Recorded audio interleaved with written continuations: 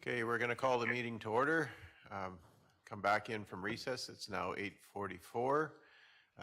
Welcome, Jerry. We're glad to have you here with us today. And just a reminder for everyone that we are being recorded.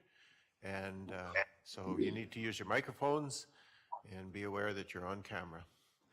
Also, is there a way that we could close the blinds? I'm having a hard time seeing Jerry on the screen, and so the sunlight is making him fade away. So thank you. That's awesome. I should be there if it makes me fade away, because I'm not fading away here. Jerry, we can both see and hear you now, so yeah, that's good. Okay, good to go. Okay, we have an agenda in front of us, and there's a number of additions to that agenda. So if you have your pen in hand, would you please add under business arising from the previous minutes, 7.2, regional partnership dinner on March the 8th.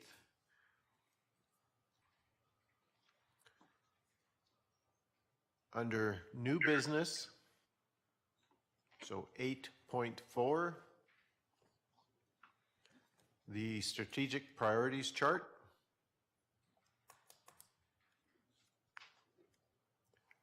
And also under new business, under 8.5, the assessment contract. So this is our property assessment contract. And then there's a number of things that we'll have for in camera, but we'll discuss those when we get there. So just so you're aware, there'll be 3 or 4 items in camera. Can I add community futures petition? Under new business? Yes, please. So that would be 8.6. Yeah, thank you. Community futures petition.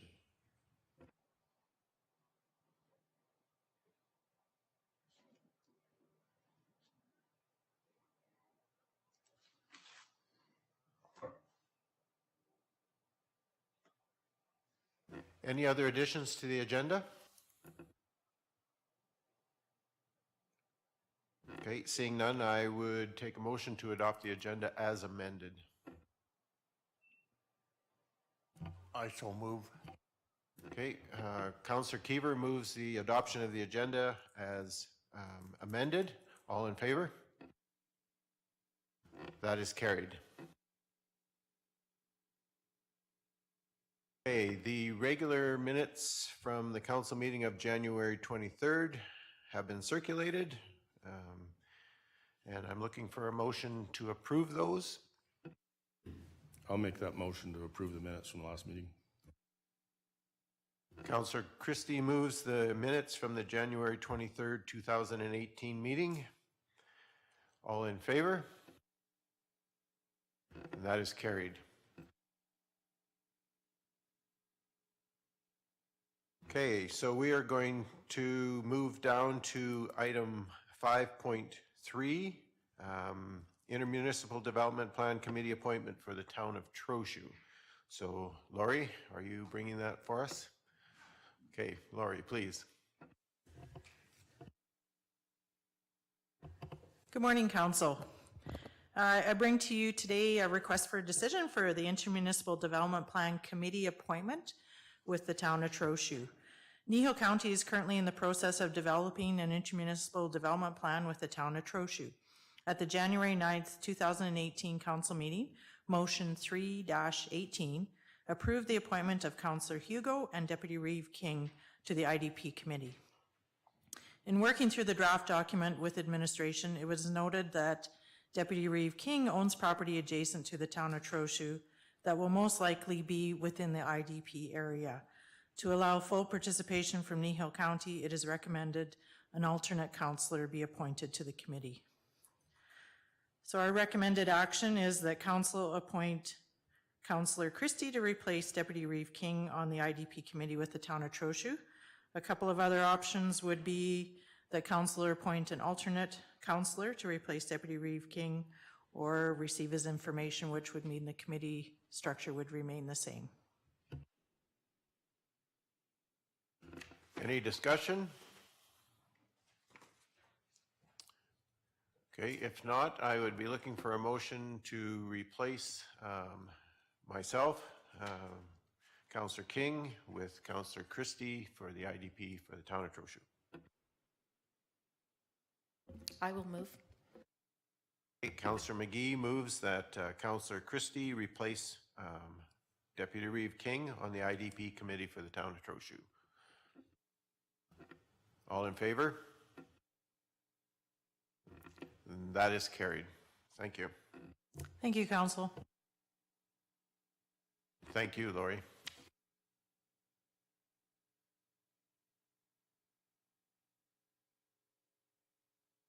Okay, we're moving on to item 7.1, policy 15-13, the rural community halls. And Al, are you presenting that? Okay, Al, please. Thank you, Mr. Chair, members of council, and good morning. 7.1 is policy 15-13, the rural community halls.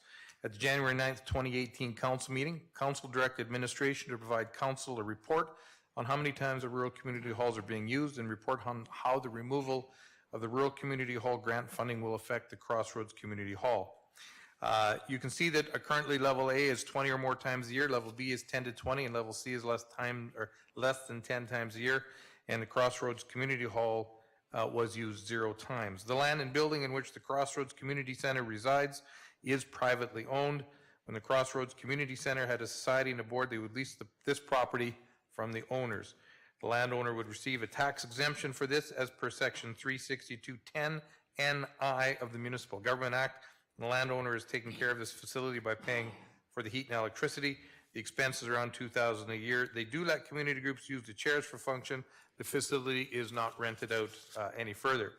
So at the January 9th council meeting, there was a question regarding the funding model of council removed the Crossroads Community Hall, and administration prepared the following. Option A, which shows the funding if we kept it the same and removed the Crossroads Community Hall.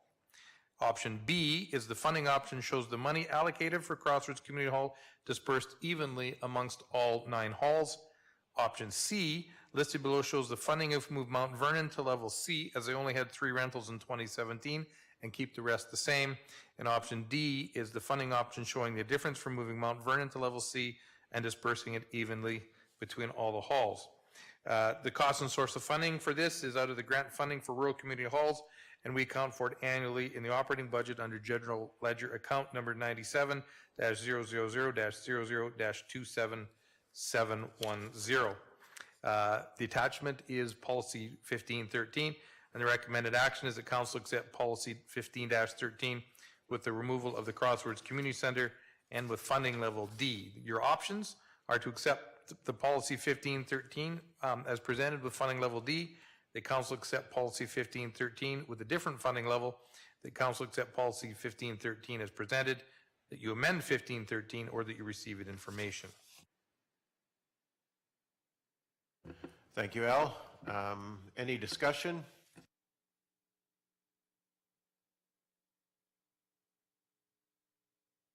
When it was sent back, we were waiting for Willie to come back, and somebody's contacted him to see what he thought or not. Correct. Administration has spoke to them, and there's no issue with, as far as I understand, Carolyn, who spoke directly to him, there's no issue with Crossroads Community Hall in regards to this, is there? No, I talked to Willie, and as stated in the RFD, that is privately owned land, and that they are taking care of the expenses currently. And so I guess if we did take away the funding to it, then they would have to pay the full amount minus the funding that we're giving them. But they agreed with what we were doing, though. They are aware of what we are doing and why. If you read the policy, the purpose of the policy is to Jerry, we'll get to you in just a second, okay? is to provide grant funding to hall boards who have been operating a community hall within Kneehill County, and there is no hall board with the Crossroads facility. Okay, no, that answers my question. Thank you. Counselor Whitstock? Oh, that was just gonna be my comment. We have a policy on how boards or how halls are funded. And we'll stick with that policy. If they're not being used, they get funded at different levels. So first, my personal thoughts would be that we go with option C, because that's what the level that we've been funding them at. And if Crossroads doesn't have enough usage, then I guess they're no longer eligible. And just wanted to throw that in. Thank you. Was this previous year unusual for Mount Vernon to only have 3? Do they normally have more? We actually haven't asked for numbers for quite a few years, so I couldn't tell you from the previous 4 years what they have had for rentals.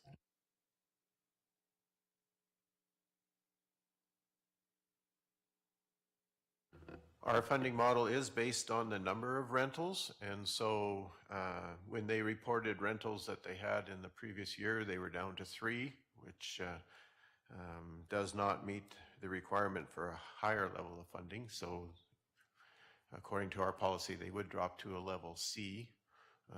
I would assume that if in the future we were to survey them again and they moved back up in rentals, then they would qualify for funding at a higher level again.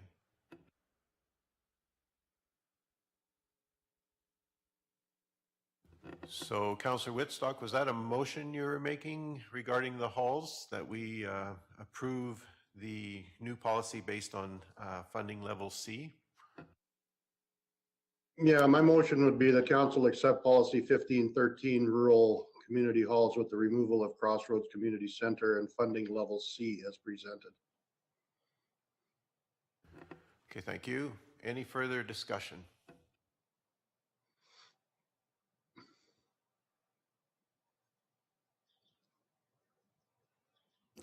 How will we be communicating the change for Mount Vernon if we go through with that motion? Mr. Members of Council, we would contact them both by telephone and an official letter of correspondence. Thank you. And the difference between what we've been, the current level, and what we would be paying, where would those funds be placed? Mr. Members of Council, any funds that are not expended by the change of the policy will just go back to general revenue. So the difference between C and D is that the Crossroads Hall is just taken right out of the budget, is that right? Correct. If I can clarify that option D is Crossroads taken out, Mount Vernon moved to level C, and then all the remaining funds split between all of them.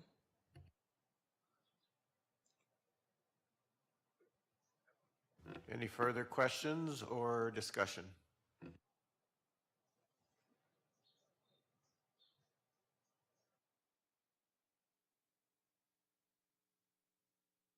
Okay, I don't see any. We do have a motion on the floor from Councillor Whitstock that we approve this policy at the funding level of C. So policy 15-13 to be approved with a funding level of C. So I'm going to ask the question. Everyone ready for the question? Okay, all in favor? That's carried unanimously. Thank you.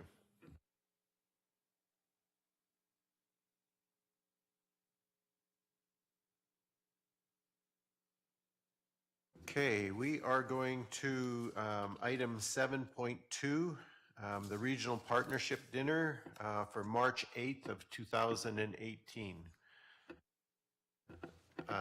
The reason this is back on our agenda is we received that item as information at the last meeting, and I wasn't sure whether we as council had understood the importance of our presence at that Regional Partnership Dinner.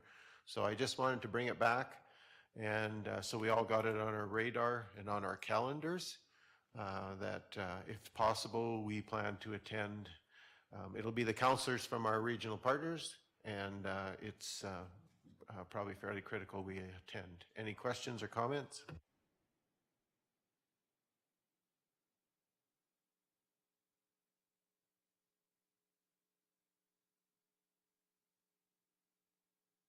Okay, well, I don't see any, so just item of information, just so you're aware that that's probably a fairly important event for us as council to be present at. So I'm sure we'll be hearing from Carolyn saying who's coming, and so please start planning in that direction. Thank you.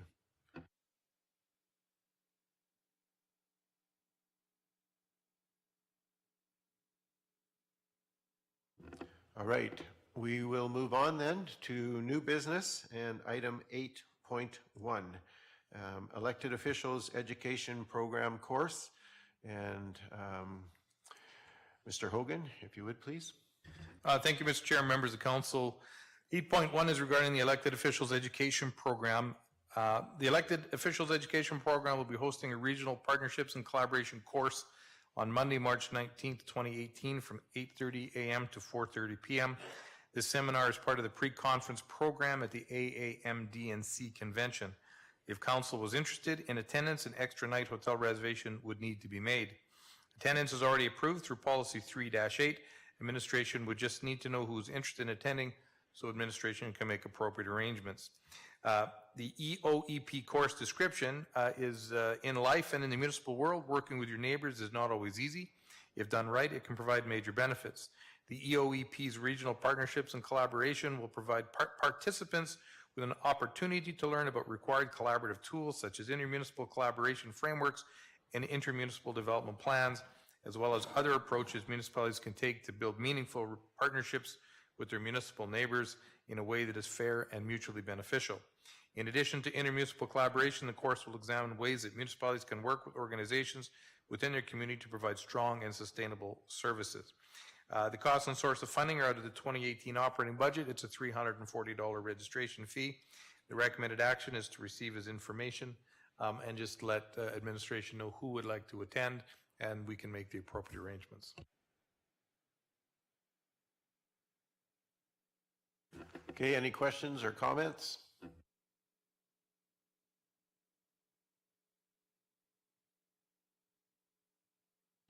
Okay, seeing none, I'd be looking for a motion to receive as information.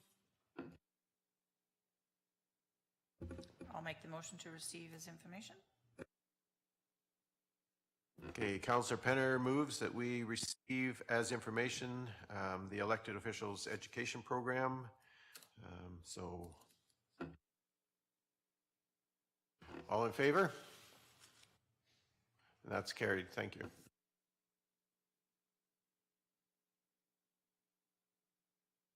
Okay, item 8.2, Three Hills Arts Academy Society request. And again, Mr. Hogan, please. Thank you, Mr. Chair and members of council. 8.2 is regarding the Three Hills Arts Academy Society request. They will be performing Mary Poppins and are asking council to consider sponsoring a portion of this production. Sponsorship would include complimentary tickets, Kneehill County's logo on their advertising, and a full-page ad in the playbill. We're also requesting the council considering budgeting annually to the Arts Academy to ensure the society's long-term sustainability and success in Kneehill County. In the letter, it states that 30% of the people who attend their shows are Kneehill County residents. Administration did clarify with the Three Hills Arts Academy and should read that 30% of the people reside in the Kneehill County area, which includes the villages and the towns. There was some confusion that if they weren't in the town of Three Hills, they were Kneehill County residents, and we've clarified that with the Arts Academy. Kneehill County has contributed the following over the years to the Three Hills Arts Academy. In 2011, $5,000 for the sound system, 2013, $1,200 for a new camera, and 2015, $2,019 for a digital camera. The cost of the spring musical is, as you can see there in the request for decision in front of you.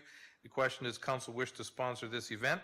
The costs and source of funding, cost would be up to council as to what you were prepared to donate, and it would come out of 97-000-00-27700, General Ledger Code for transfers to individuals and organizations.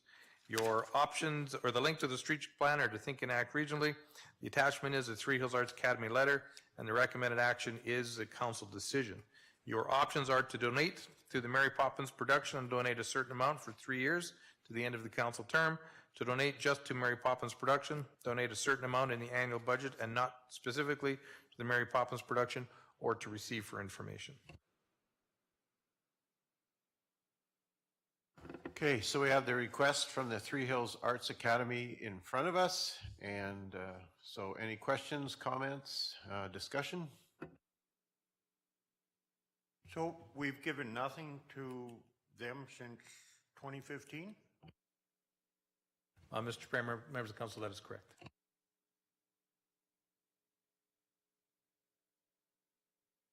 I know a lot of their productions do carry to a lot of people even outside of our county area. So the idea of having our logo attached, I really like that priority at the minimum.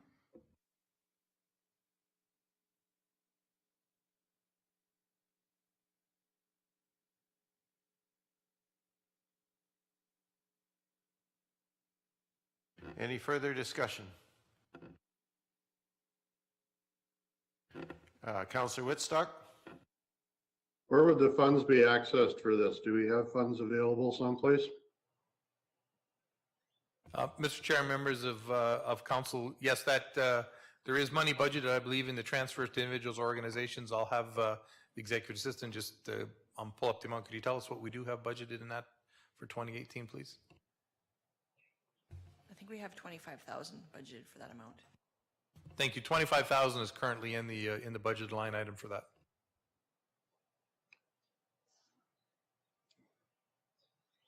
Okay, thank you. Any further discussion or comment? I guess I'm wondering if we support it for $1,000 a year on an ongoing basis, and I don't know whether that's equitable or not, but I think that's where we need to go.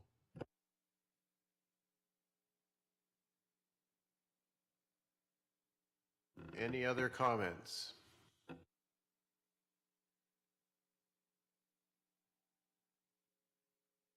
Okay, what is your wish? As council, I'm looking for a motion to accept his information, to move forward in a specific direction.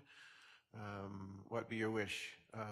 One of the concerns that I had related to this particular subject is the consideration that if you weren't in Three Hills, you were a Kneehill County resident. And I'm wondering if the Three Hills Arts Academy has approached Linden, Trochu, Acme, Carbon, as communities, other municipalities, to request their support of the Arts Academy as well. And I don't know if that's in our purview to ask that question, but certainly it jumped into my mind right away. Like they do talk about residents from the other communities participating. And so, you know, the question becomes, is it just us, or are other people sponsoring and helping as well?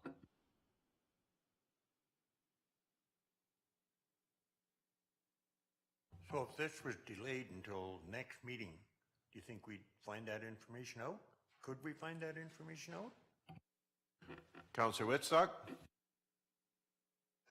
Well, I don't know if it actually matters whether anybody else has been approached. It's what do we feel, what value do we feel that we get out of it? And I think Councillor Christie's motion of $1,000, I think, is probably right in the ballpark there, and it really doesn't matter, and it shouldn't matter to us if the other communities have been approached or not.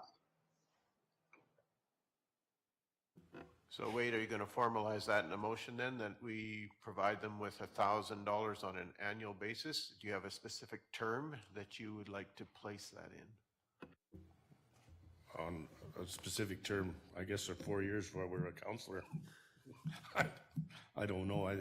I think it's something that justifies being supported, and it puts a number on there that we can budget for. So I'll make that motion at this point. Okay, so we have a motion from Councillor Christie that for the next 4 years, we provide the Three Hills Arts Academy with $1,000 per annum funding. Any further comment or question? Mr. Hogan, please. Mr. Chair and council, for clarification, would that be beginning 2018 budget year? Sure. The clarification would be that it begins in the 2018 budget year for the next 4 years. Councillor McGee. I also would like to understand from the Real Arts Academy, since we're not doing it specifically for a production, where would the logo be recognized then through the year for that $1,000?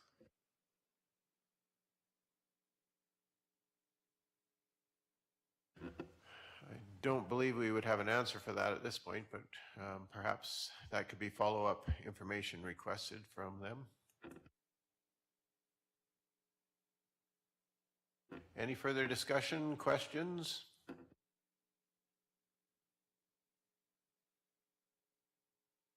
Not, I'm going to ask the question. All in favor of the motion to donate $1,000 per year for the next 4 years, beginning 2018 to the Three Hills Arts Academy? Those in favor? Okay, that motion's carried unanimous. Thank you.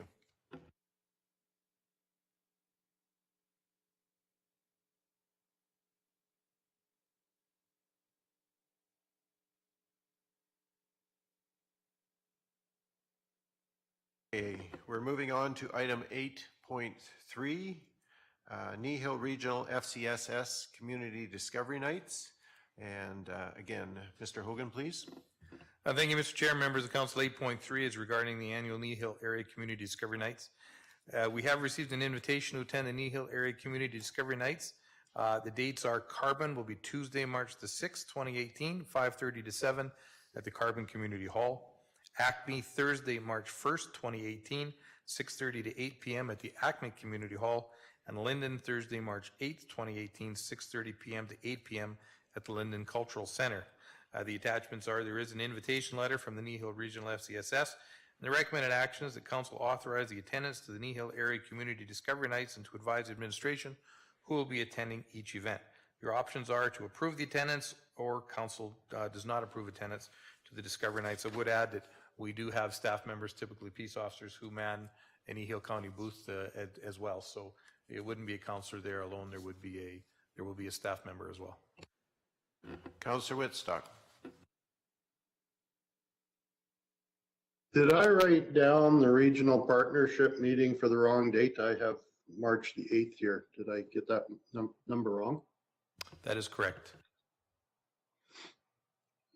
So it's the same date as the Linden Discovery Night.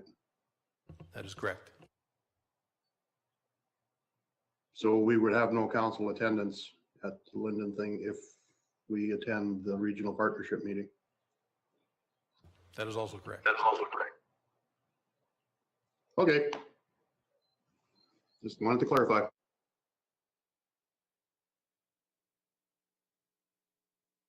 Okay, any comments, discussion?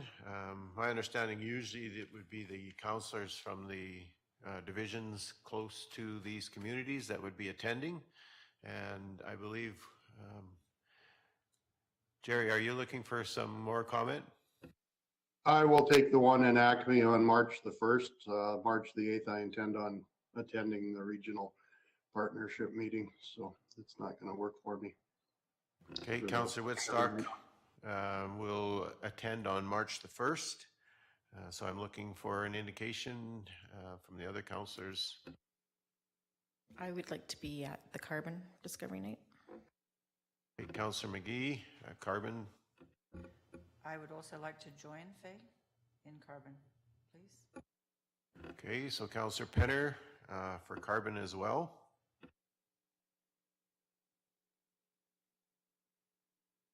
Seeing as how there's none in the northern part of the division, I'd like to attend Acme, just so that I'm involved in at least one of them. Okay, Councillor Christie would like to join Councillor Whitstock in Acme. Any other comment or volunteers?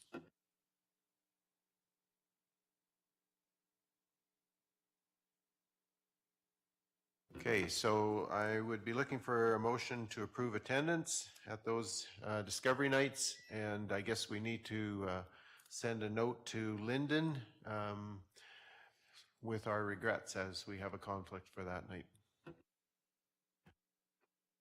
I would move the council authorize attendance of councillors wishing to attend the Kneehill Area Community Discovery Nights 2018. Sorry.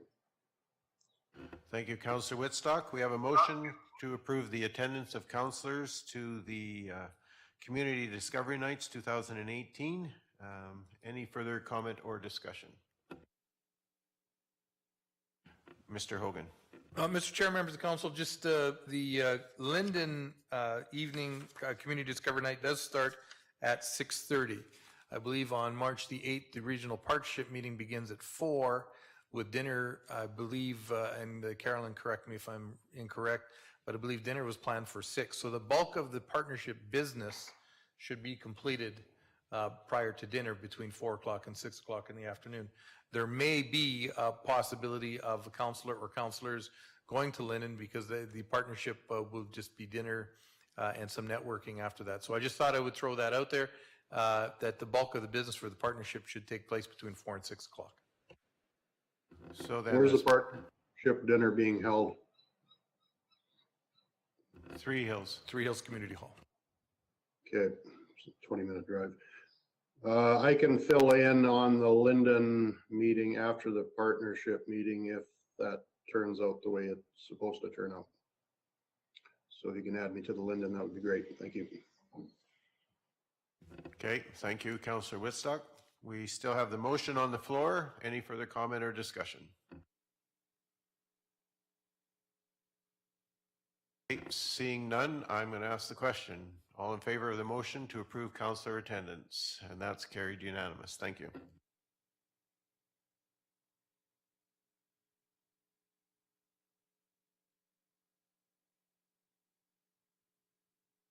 Okay, we are moving on to item 8.4, which is the strategic priorities chart. And again, Mr. Hogan, please. Thank you, Mr. Chair, members of council. 8.4 is regarding the strategic priorities chart. Kneehill County Council engaged in lengthy strategic planning sessions in early February of 2018. The culmination of the sessions was the creation of the Kneehill County Strategic Priorities Chart. As this document was created by council with facilitation assistance, official acceptance by way of resolution of council is required to continue the process. The strategic priority chart indicates those now, later, and advocacy matters that council has deemed imperative and important for the next several years. Using this strategic priorities chart as the foundation of the Kneehill County 2018 to 2021 strategic plan will enable administration to bring back to council a public document detailing Kneehill County Council's strategic direction. It's likely this document would be able for council to approve by the end of March 2018. The cost and source of funding are out of the 2018 operating budget, engagement, website, social media, the published document. It is the 2018 strategic plan, and attachments, you can see the strategic priority chart. The recommended action is the council accepts the 2018-2020 and strategic priorities chart, and the council directs administration to complete the strategic planning public document. Council options: approve the request as presented, deny the request as presented, amend the request as presented, or receive for information. Okay, Councillor Whitstock.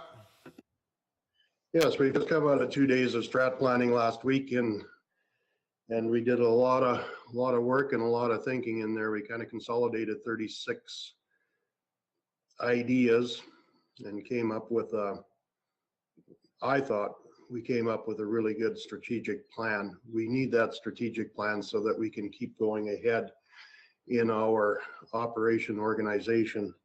So I would move that council approve the 2018 to 2021 strategic priority chart as displayed. I know the timelines are maybe a little wishful thinking, and there is going to be some adjustments have to be made in there, but regardless of, we do have a basis there and a good foundation to go ahead with it. So that would be my motion. Thank you. Any further comment or discussion? I'd like to amend this strategic thing so that the rural fire strategy and the community peace officer be moved to June, not March, so that we can reevaluate that. One of the things that came to light in the Brownlee Law Seminar was that one of the options may be a community commission that would have representation of all the towns, the county, and I think it'd be a really big step towards a collaborative framework agreement. And I think it's something that needs more research, and I think it's something that if we have everybody at the table, I think it'd be way more palatable. So would this be something that's going to be brought up at our regional partnership meeting in March of 8th? Yes, that would be the start of it for sure.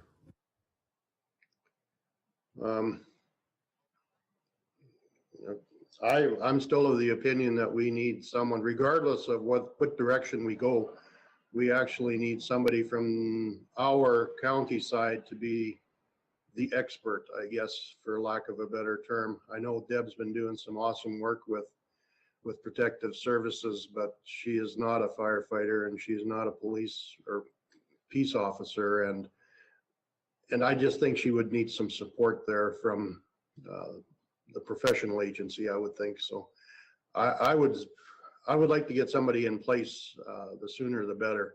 And that might not happen until after, well, I know it's not going to happen until after this meeting, but we can throw it out there. We have thrown out something similar to this at previous partnership meetings, and there was absolutely no buy-in for it. So I think we should probably move ahead with this one. And if there is a buy-in on the 8th, then maybe we can adjust it there, but I don't really want to see us stop the process for a month because we're anticipating there could be buy-in now. That's my comments. Mr. Hogan, please. Mr. Chair and members of council, as per the partnership has a very rigid protocol as to how things are brought to the partnership. I would remind council that the protocol is that an initiative brought forward by a particular council is to go to the steering committee, and the steering committee is to provide the initiative to the other municipalities, and with a 45-day comment period to agree or not to agree. Then the initiating municipality from there is to provide more information to the partnership. This is probably, to get partnership buy-in according to the current protocol, is probably a 6-month process according to the timelines set up in the protocol partnership agreement. Thank you, Mr. Hogan. Any further comment, Councillor McGee? In regards to Councillor Christie's suggestion, I think that's a great suggestion that we can incorporate into the position. So that could be something we could ask the position, whoever fills that position, to look into and be part of. So I agree with the Reeve that we do need to move forward as fast as we can to have something in place, though, for all our residents to feel safe. Thank you. Councillor Whitstock. I was just going to comment on Mr. Hogan's information there, and I guess that does put us in a position where we're not allowed to, or we're not going to be able to discuss it at the partnership meeting. And if it's a 6-month process, I would like for us to go ahead and do what we had planned on in strat planning and continue our service to the community. I think by moving to June, we're still moving ahead with what we planned on in strat planning. I just think we're getting more background information for that topic, I think. And I think it's important that we be cautious and take time and do it right. Any further comment or questions? I have one other slight thing, but I want to continue this, the fire and peace officer. I would note the peace officer position proposal was completely separate from the fire one, and I certainly would definitely like us not to delay that. That's our rural crime initiative we were talking about, and those peace officer positions that we were talking about were to increase the policing presence in the rural part of our county, which is us. And so certainly I'd be very much opposed to delaying that part of the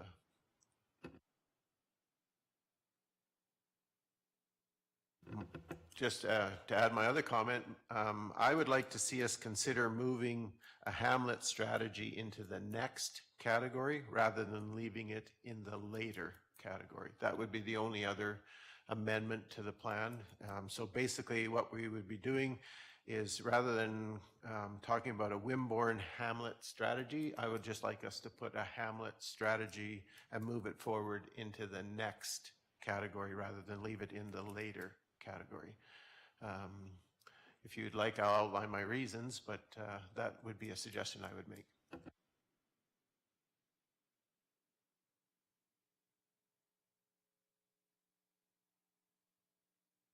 I could live with leaving the peace officers in March, but I really think we need to move the fire strategy to June.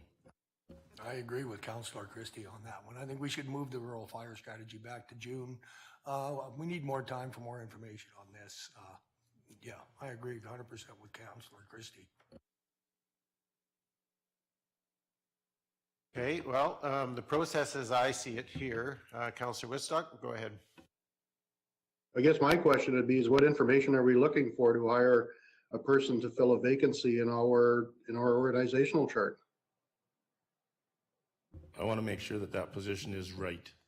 I want to make sure that our other municipalities are on board, and it would be a great start to the, what do you call it, the ICF negotiation program. Well, I see this as an employee of Kneehill County, and we have the right to hire an employee to fill an organizational or a position in our organizational chart that's just been vacant for the last couple of years. The need has not diminished. What has diminished is that there's nobody in that position now, and I think we need to fill that position at this point in time. We have to get some expertise in there. We have some equipment that's coming up for replacement, and who is going to spec that equipment out? I'm not a firefighter, and I don't think any of our counselors are. So we need somebody with the expertise to fill a position that requires an experienced person. So those are my comments. I think you're right that we need to have a professional person there. I just want to be very cautious that we want to be on everybody's wavelength. If we, as a council, appoint a chief, that's our decision, not our stakeholders that are all involved to have some input into this, that we're shutting the door on the ICFs, I believe. Okay, I think that if we recall back to our conversation that we had at Strat Planning, the discussion was around the fact that as a municipality, Kneehill County, we need to define what our strategy related to fire and fire management would be. And that the person that we were suggesting would fill this position is to help flesh out, build out our strategy. It's not to exclude or eliminate any of the possible options, which would potentially include a commission, a regional partnership of some kind. So the whole rural fire strategy development is something that, in my opinion, I think we need to move forward relatively quickly on, with the understanding that this employee is a Kneehill County employee. The previous one that we had, although there was problems at the end of his tenure, was well accepted by the other municipalities. And it was not problematic for us to have an employee who had a fire management position. So I kind of fall on the same side as Jerry on this one. I think that we need some sober thought here, but I don't think by moving forward that we aren't giving time for sober thought. So those are my comments. Councillor McGee. I'd just like to have some clarification from Mr. Hogan on how would you see our involvement in developing the position? Mr. Chair and members of council, the way in which it was left at strategic planning is that we would come back to council. The plan was to come back to council after the strategic priorities chart was approved. Essentially, if it's approved, then at the next council meeting, we have a package prepared for council of a position description, where that position would fall into the payroll grid, and council would certainly have an opportunity at that point to weigh in on the draft position description prior to any recruiting or going out for advertising. So that's that position description is essentially completed. It's sitting on my desk, and it would come back to council as part of the request for decision to move ahead with the position proposal. With that clarity, I would like to then say I think the issue that Councillor Christie's brought up could be taken care of in that meeting. And Mr. Chair and members of the council, the position description as it currently stands significantly leans towards intermunicipal collaboration, working with our partners. There is a significant part of that position profile that is regional is probably not the best word, but it is global in its perspective in terms of how we deal with our partners in fire in the municipality. Okay, any further question or comment? I don't want to delay this, but I certainly don't want to exclude anyone who wishes to make additional comment. Any further comment on the regional or the rural fire strategy? You have to be very careful. This is a rural fire strategy. We're not talking regional, we're talking rural. So I would agree with Councillor King and Councillor Woodstock. This, without discussion, whoever this is a county employee, and they would be working with our surrounding municipalities. Are we comfortable with the discussion to this point? I'm going to ask for, I guess, a vote either to approve amending the rural fire strategy timeline or not. So the motion has been made that we amend it to June. So I guess my question would be, is those in favor of amending the position to June, please signify. And opposed? Okay, that motion is defeated. So that means that the rural fire strategy position proposal remains with a March timeline.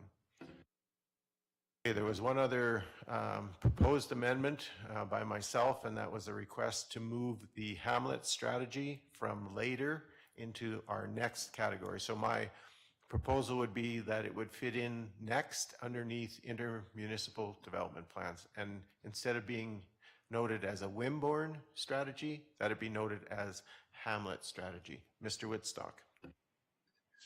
Do we have a study already on Hamlet strategy, Mr. Hogan? Mr. Chair and members of council, the 2016 Hamlet infrastructure study was completed. There is significant information in that document as to the infrastructure requirements in the hamlets. There was discussion in that document about potential growth in the hamlets as well.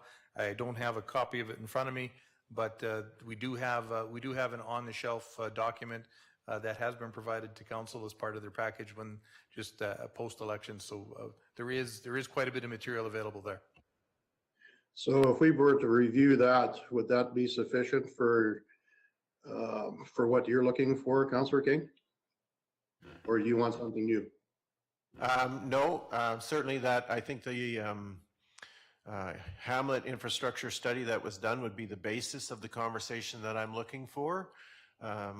My additional comments would be, as we have talk about spending a fair amount of money on a number of water projects, a number of road projects, to significant numbers of dollars, millions of dollars to be precise. And we have talked about spending to the tune of $215,000 in our hamlets in the upcoming budget years and going forward. I just feel that there's a need for us as council to review our thoughts about our residents who live in hamlets. We have about 400 residents in hamlets, and we are spending virtually $0 on infrastructure, on maintaining those communities. And my thought, Mr. Whitstock, was that as council, maybe we just need to take a closer look. And so that's the only reason I'm proposing that we remove Wimborne, make it specific to hamlets in general, and move it from later to next. I think it's important that we begin to look in that direction relatively quickly. And I agree, it should be a Hamlet strategy, and we do have some material on the shelf that we can incorporate into this. So I don't think there'd be an issue as far as I'm concerned of taking a look at it. Funding it could be a different issue, but being informed is the best thing we can do, and that's what we're here for. So moving it ahead, I wouldn't have an issue with that either. Any other further comments or discussion around the proposal to move a hamlet strategy forward in our strategic plan.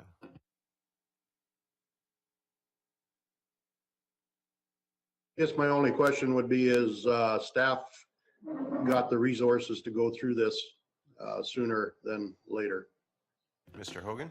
Mr. Chair and members of council, as there is an existing study that's recent, it's not old or stale dated, and depending on the direction of the conversation from council, I would suggest that for now, it would be a minimal impact on staff resources. Okay, thank you for that, Al. Okay, any other further questions or comments? Okay, seeing none, I'm going to call a vote on the proposed amendment that we move a hamlet strategy into next, moving it from later to next. So all those in favor? That's carried unanimous. Thank you. Okay, so we're back to the original question, which was the strategic priorities chart and its approval.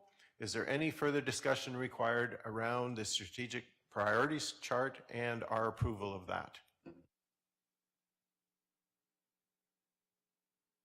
I believe we did a lot of work and covered a lot of topics, and I think it gives us some direction. So I think, other than my fire, I agree with the whole thing. So I think we have to move forward, and that's where we're going to go.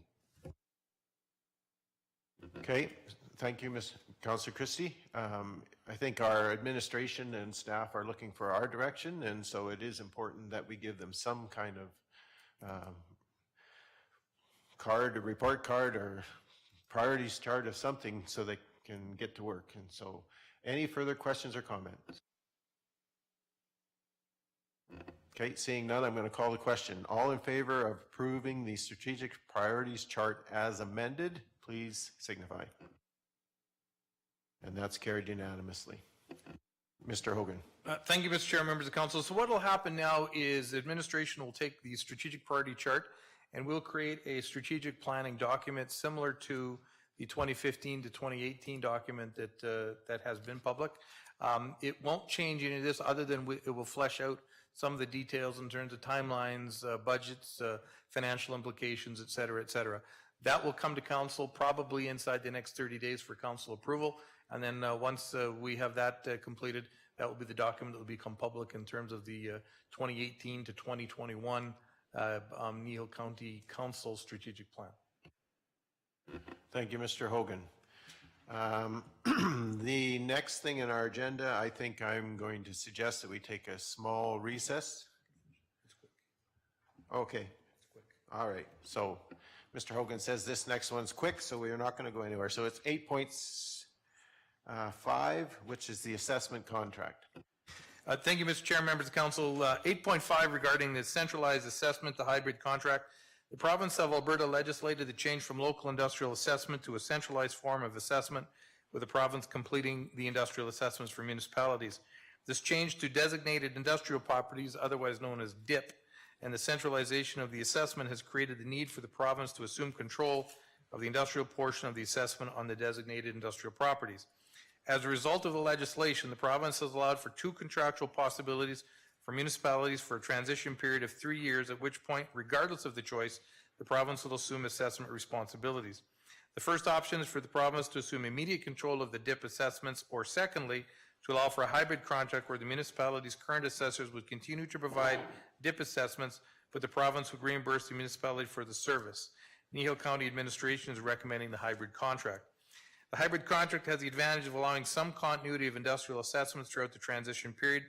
All of our county assessment costs would be covered, as well as a small portion of our own internal costs. Continuity in the assessment will smooth out possible ups and downs in the transition assessments. The costs are outlined below, and the final contract requires provincial approval, and I should add, has to be signed by February 28th.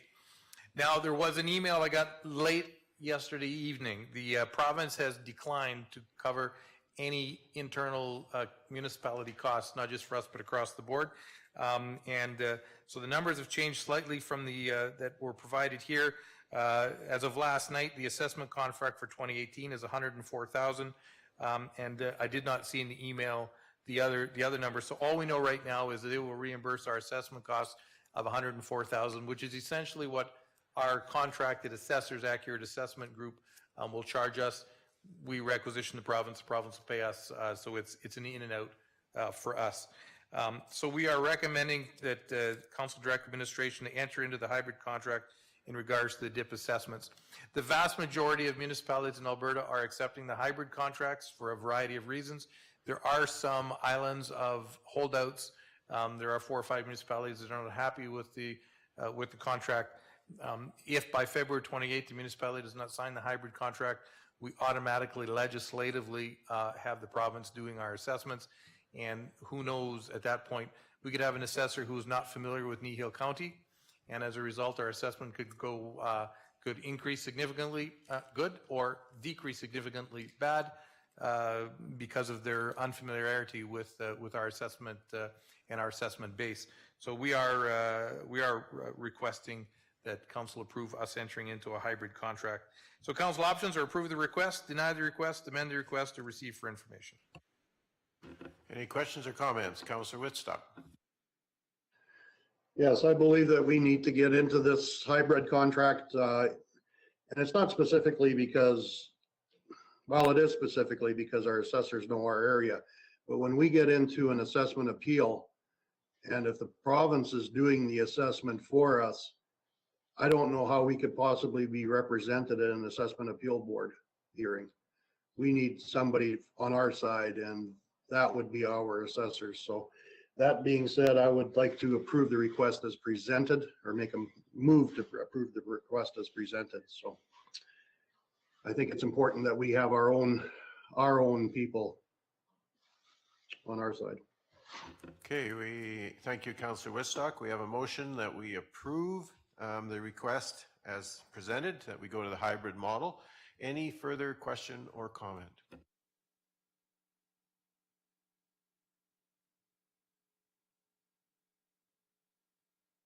Seeing none, I'm going to ask the question. All in favor of approving the motion to go to the hybrid model? And that's carried unanimous. Thank you. Okay, because we have a special guest this morning who's waiting patiently, I think I'd like to suggest we take a couple-minute recess, 4 minutes, to refresh our coffees and let Sergeant Gabe Graham get ready for his presentation, and then we'll welcome him here. So let's take a brief recess and let Sergeant Gabe get ready.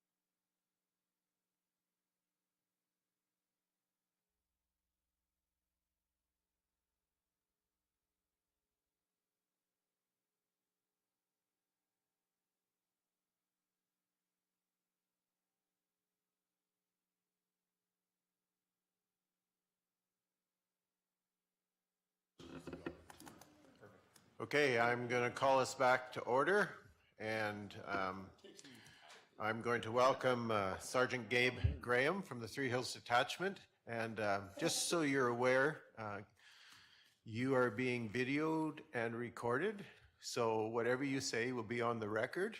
And we're delighted to have you here with us today. It's really a pleasure. I enjoyed meeting you the other night and celebrating your birthday with you. And so welcome here. Please bring us your report. Thank you. Well, thank you very much, Council. I just wanted to first take a moment, for those of you who don't know me. My name is Sergeant Gabriel Graham. Most people call me Gabe. So if you see me, it's not Sergeant or anything else. You can call me Gabe. So I've been with the RCMP for 17 years. The last 4 years being posted here in Three Hills, where I took a promotion to the rank of sergeant, and I am the detachment commander here. We, well, actually, I can maybe let you all introduce yourselves. Some of you I might know, but some of you I don't. Yeah, I was just thinking we were delinquent in not introducing ourselves. So Councillor Hugo, oh, actually, let's start with Councillor Whitstock, who's on the screen. Hi, Gabe. Glad to see you there. I'm glad I'm not there.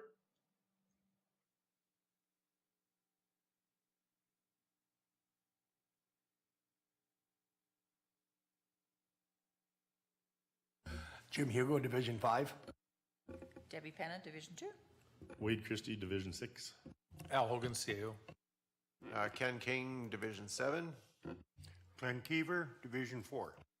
Faye McGee, Division 1. Okay, great. Welcome. Thanks. Well, what I've brought to you today here is just a quick overview of our last meeting, the CAC meeting that we have every 2 months. It was the 18th of January, we had a meeting. The stats up on the screen there are just the compiled stats from January to December, a comparison of the 2013 to 2017. I don't know if, I guess I'm in control of it here. Let me just do it this way. This is the number that we always kind of look at more than anything else. The end number there, the 16% increase from the previous year. And as you can see from 2013 to 2017, 391 to 634 is a significant increase. Our majority of that, you can see, comes in here with the, 108. You know, from 98 to 130, 94, 86 to 108, it seems to kind of go up and down with the total persons crimes. The total property crime, 471 from 218. That's, I think everybody knows what's going on, and that's where we kind of focused our efforts right now. If you keep going down, it just breaks it down a little bit more here with different categories: drug enforcement, total drug, liquor act, municipal, and then it goes down something that takes up most of our time, responding to things like false alarms, abandoned 911 calls, suspicious people calls. I don't mind about the suspicious person vehicle property call. As you can, I don't know if any of you listen or read the Capital, that's one of the things that I kind of focus on all the time. And one of the things that I'm encouraging everyone to do is to call in suspicious person's vehicle and property. And as you can see, going from 58 to 130 is quite a significant increase. We want those calls. We want every bit of information, even if it's something about a gray truck driving down a range road. It might be that little tiny piece of a puzzle that we were looking for that now gives us another area we can look at. So it's one of the things that we're looking at. And then this just breaks it down for December, the month of December as well. Total criminal code 51 in the month of December. Now, unfortunately, I don't have a breakdown of our clearance rates. which are more important, I always find are more important than the stats themselves, because it kind of gives you a snapshot of what our police officers are doing. When our clearance rates are high, it means that we're catching a lot of criminals and we're putting them through the system a lot more. When they're lower, it means we're responding, we're in that catch-up kind of mode, trying to build information, trying to determine who's, committing these crimes.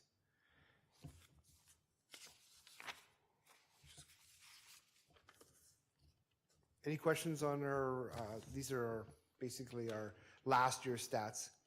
And certainly as soon as I get my, the clearance rates, I will be sending them out as well. I'll send them to all of you here as well. So if you're interested in it, and of course, if you want me back, I can come back and we can discuss it as well. But we do discuss these at the CAC meeting, and this is what I present on. So January to January, a comparison of 2014 to 2018. Now, as you can see, now we don't have 2013 up there. They do a 5-year comparison. And so now we're into 2018. In comparison, things have gone down somewhat in some areas. We're still sitting at 53 compared to 50 last year, so we're kind of on par with last year.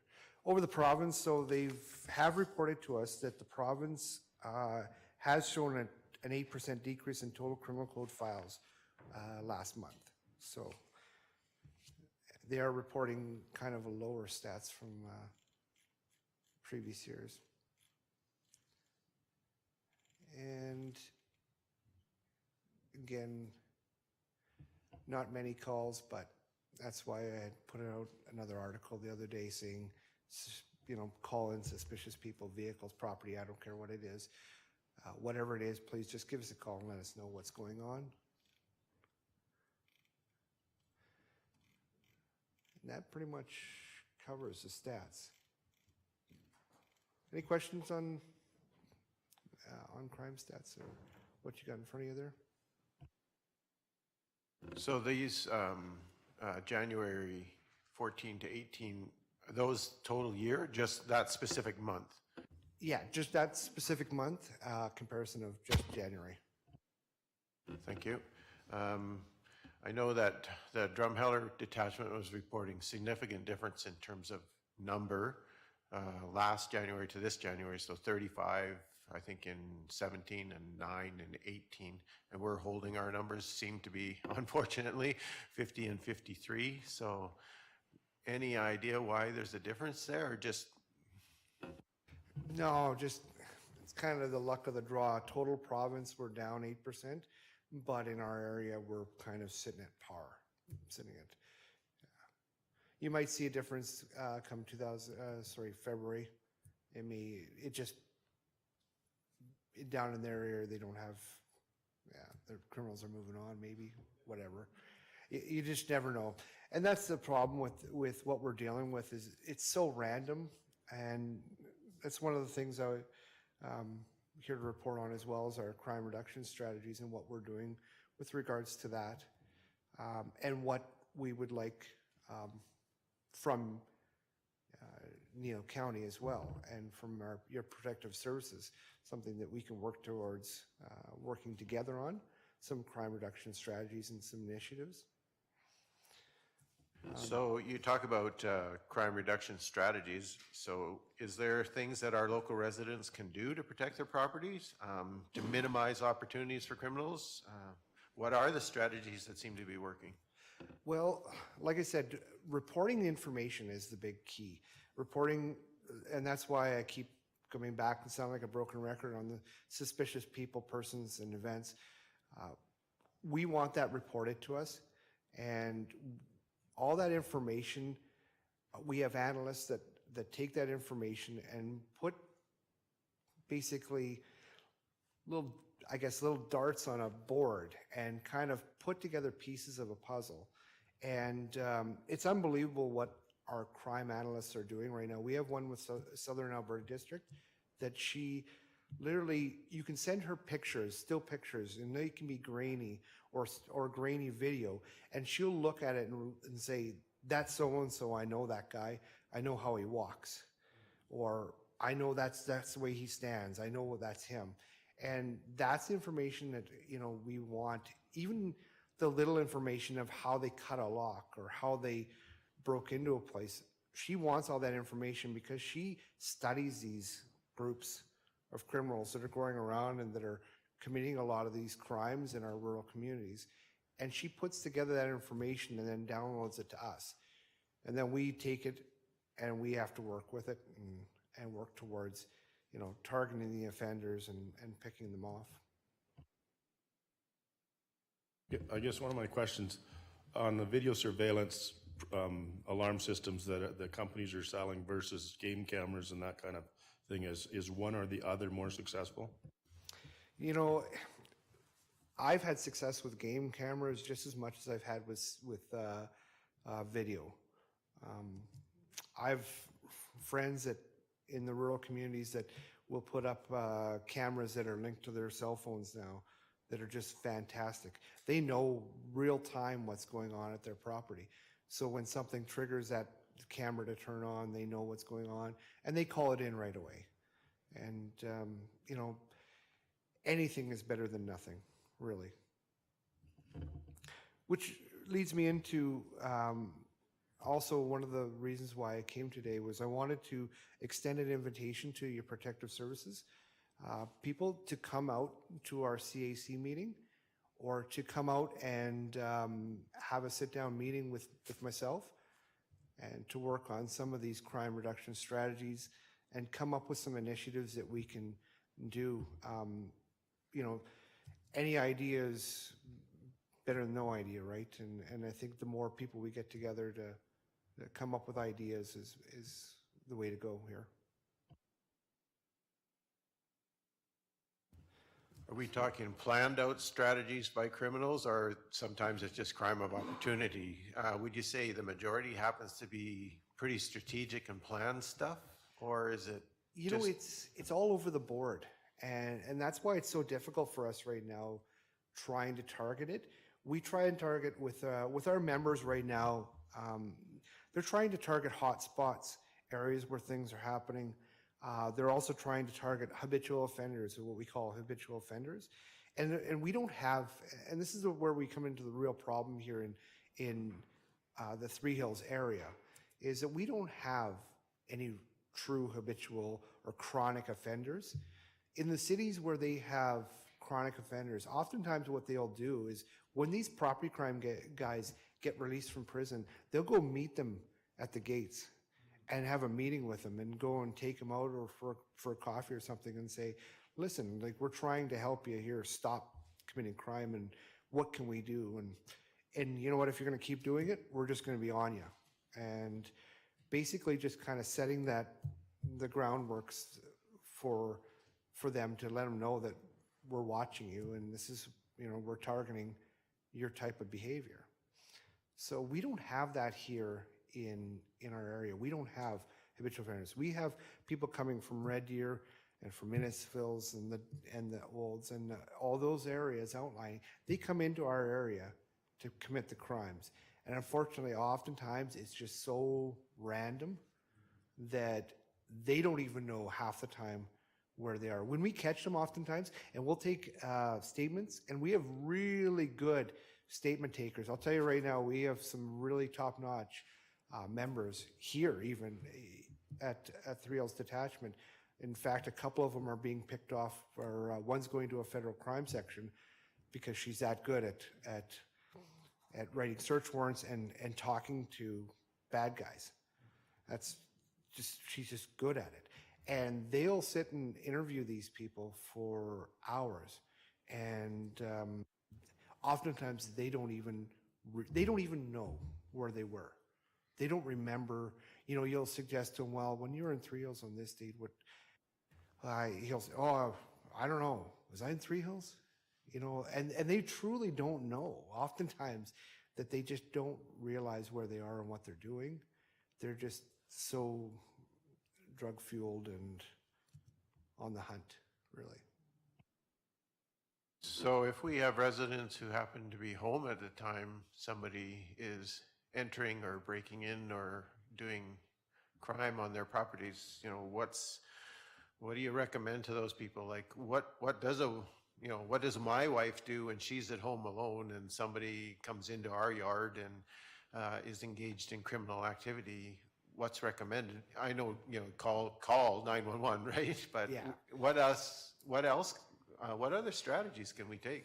All I can suggest, and this is really is have a safety plan kind of in place where you have a safe area to go to, call 911, maintain that contact with 911. If you can keep an eye on where they are or what they're doing, watch them. But as soon as they know that they're being watched, oftentimes it's that fight or flight syndrome. They'll either get the heck out of there or they're going to fight. Lock the doors, keep them out of your house, and just stay on the line with 911.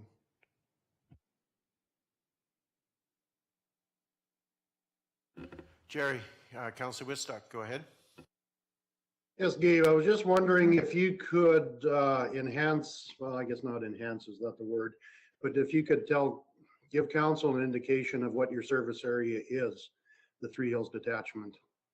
I think it was the 582 is your southern boundary? Yeah, and that's actually, essentially about a couple miles south of the 582 at the correction line there on 21. In fact, we had that fatality there just before Christmas.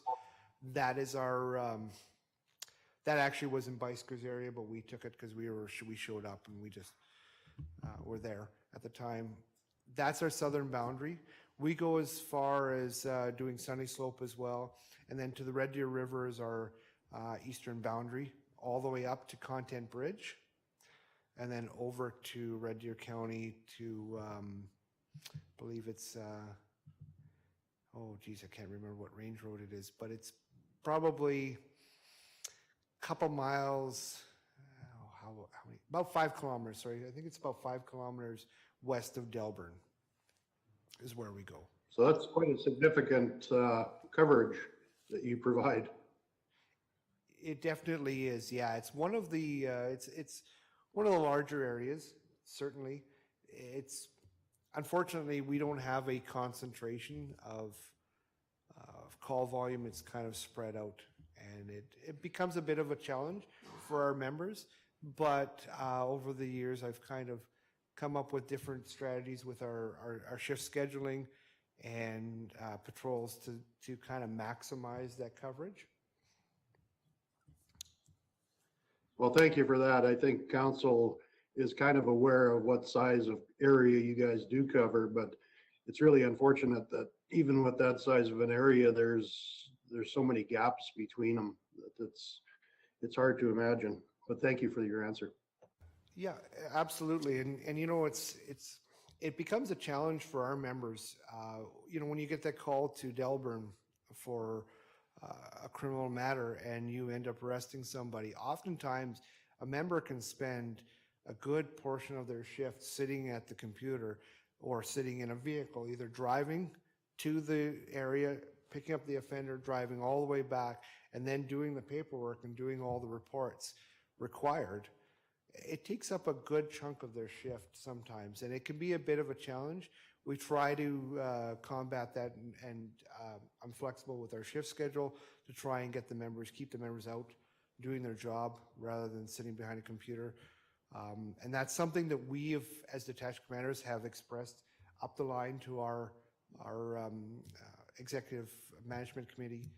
They have actually come up with some ideas, and they're rolling them out here pretty soon with regards to call taking and clearance of non-criminal matters.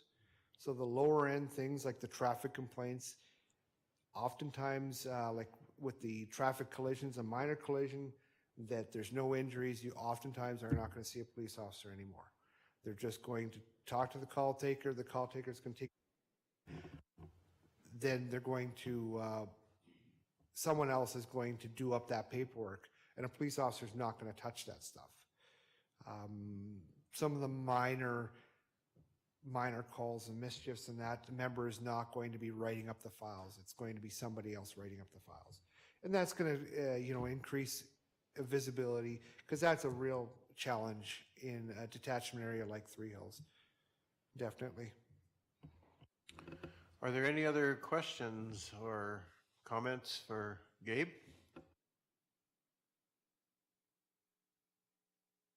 You have any other information for us? No, other than, like I said, the invitation to Protective Services to come out, and I'd honestly, I'd love to sit down and Natalie's already on our Restorative Justice Committee, which is a great initiative. It's keeping people, first-time offenders or youth, out of our criminal justice system, putting it back into the community's hands to come up with a restorative kind of action, kind of a corrective action for behavior. So, Long-term preventative strategy. absolutely, absolutely, yeah.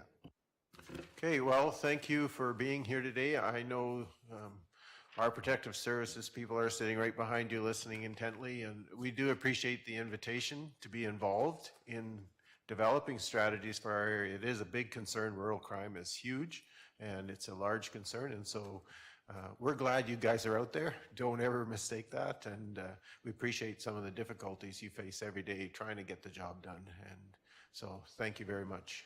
And just one other thing on a side note is, if I'm also sending out, I don't know if you read it in the paper there, we are doing our new annual performance plan coming up here April 1st. We'll be starting. I'll be sending out some quick questionnaire with a list of priorities that council would like to see the police looking at. And those priorities generally are things like traffic safety, and targeting impaired drivers, or, well, and I can tell you right now, crime reduction is number one already on the list, and that's non-negotiable. That one's on there and will stay on there for the next couple of years for sure. Things like visibility, going to community events, that type of thing. So it'll be just a list of priorities that you think that the police should be looking at and what we should be doing with our time. So I'll be sending that out very soon, and hopefully get a response for our next CAC meeting coming up here in March. I believe it'll be March 18th. I'm not sure exactly the date, but okay. Well, thank you again, and just know we do appreciate your efforts on our behalf, and certainly anything we can do to support, we'd be definitely interested in that conversation. So thank you. Thank you very much. For a minute there, I thought you were going to say Natalie was on your radar, and that's not necessarily a good thing.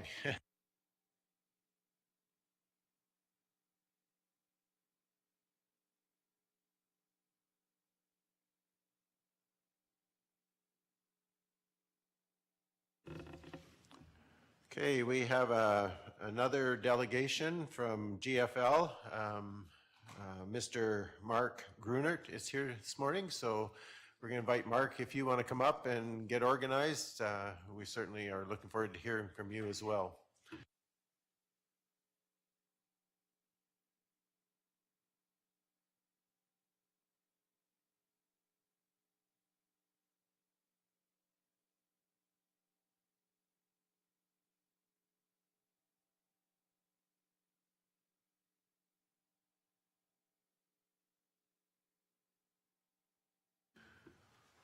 Okay, so good morning, Mark. I will remind you, gentlemen, that you are being videoed, and this meeting's being recorded and will be available for public view.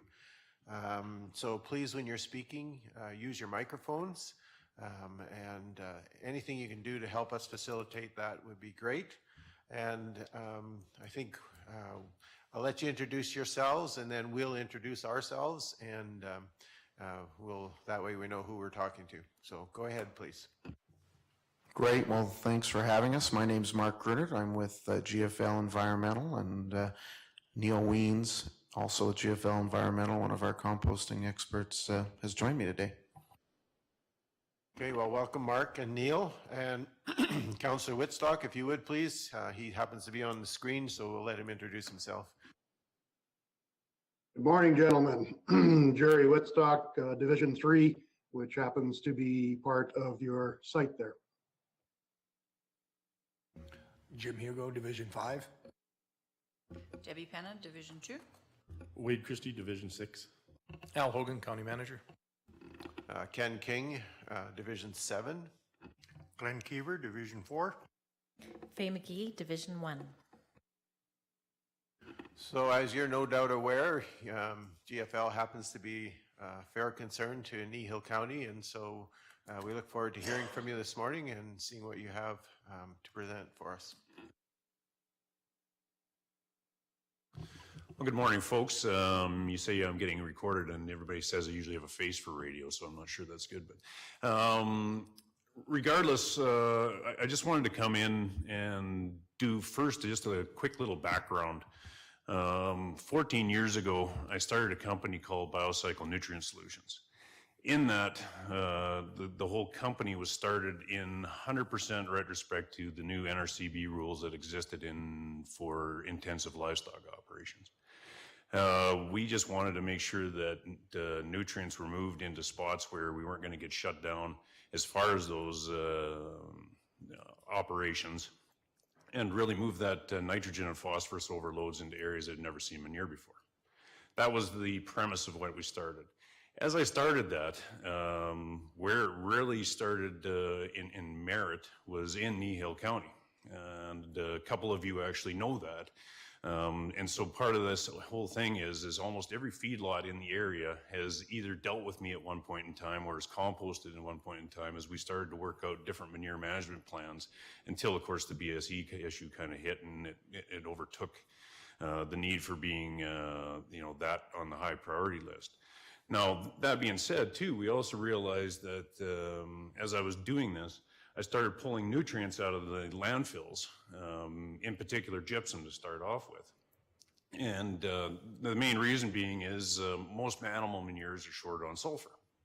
And so when you have an animal manure product, and we had it in particular in Lacombe when we first started, you have a hog operation that puts on 6,000 to 8,000 gallons per acre, and we were still putting on ammonium sulfate to grow a canola crop.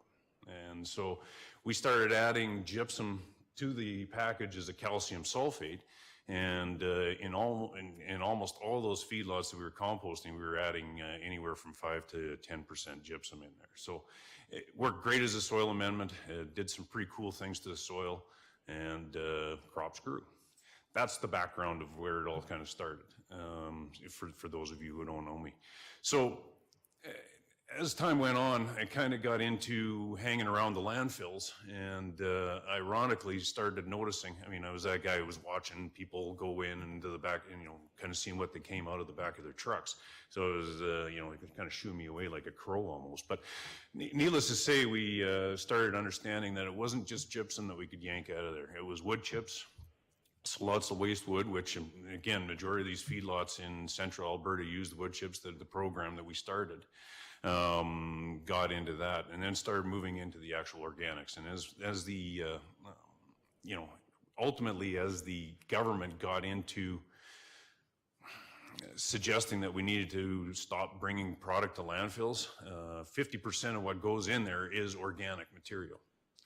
And it was ironic because I'm sitting in there and I'm dealing with 30,000 head feedlots, dealing with 5,000 head feedlots, and all this product that goes in there, and so everything comes. But at least at the end of the day, when you're dealing with a feedlot, all that nutrient package still ended up somewhere to grow food. The biggest feedlot in Alberta happens to be a 1.3 million head one that exists in the city of Calgary. And we bring all this food from all around the world and bring it into one centralized location, and it ended at that life cycle right at that point. That's kind of where I ended up going, and that's hence the reason we got into the organic side of it all. When I approached Kerry, it would have been, I think, 7 or 8 years ago. It was just 100% on the basis of let's do something good. There was opportunity, obviously, and everything that we did there, 100% of the product that I do there ends up on ag land again, to grow more food. So it just didn't end that life cycle of phosphorus, or didn't end that life cycle of nitrogen. It continued to that point. So, you know, ultimately, it was again about 5 years ago, and I apologize, this is a big Reader's Digest version of this whole thing, and if you're bored, just let me know. But as we went into about 5 years ago, a few other opportunities as my partner in crime at that point, Brent Tarasoff, and myself became known as guys that could make a lot of products disappear, get it back onto ag land, and understand the whole soil amendment side. So one of those things happened to be another sulfur product that we ended up making into one heck of a good sulfur fertilizer that doesn't put salt in the ground. And little did I know that a lot of things were going to happen. This year, for instance, we moved that same, and again, not all from Acme, but from all our sites this year, we spread over 1 million acres of that sulfur product.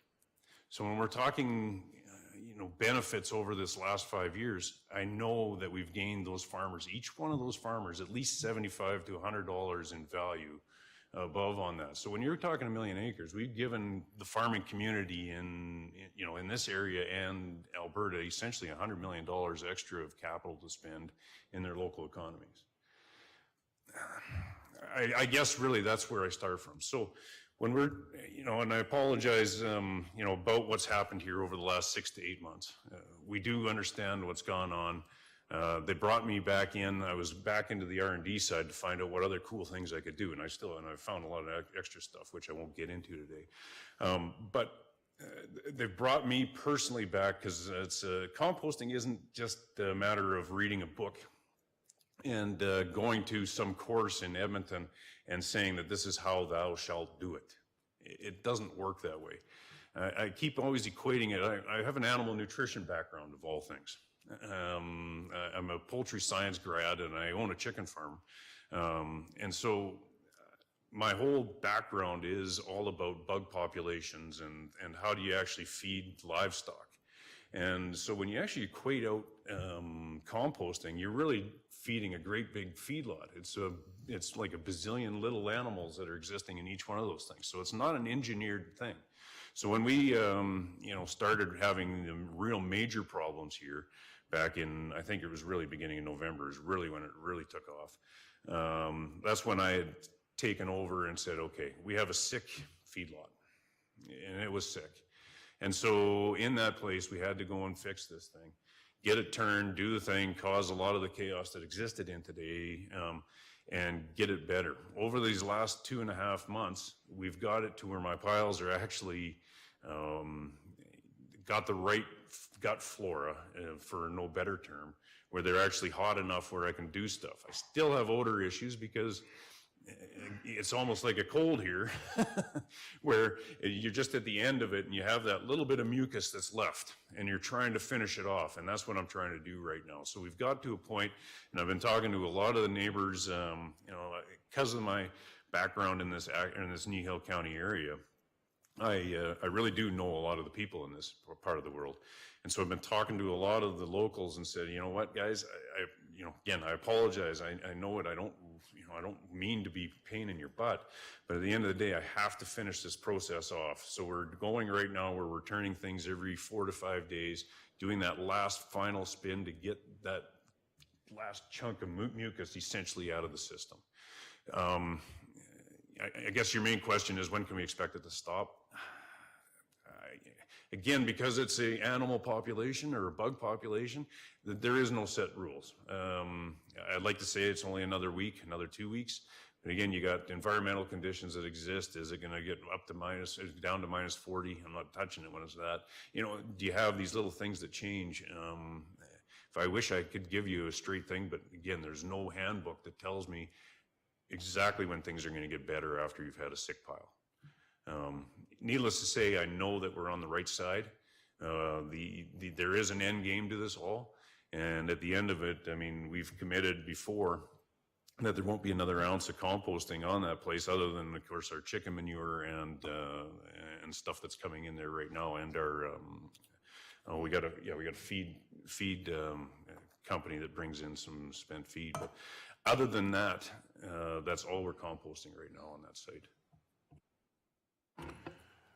Well, without a doubt, GFL has been definitely high in the problem side of Kneehill County. You have provided our residents with a less than pleasant, more than the last 6 months. And from the point of view of this council and our administration, GFL has become a major problem for us, and not just for us, but other municipalities that are within our area. And so I am encouraged to hear you're making progress.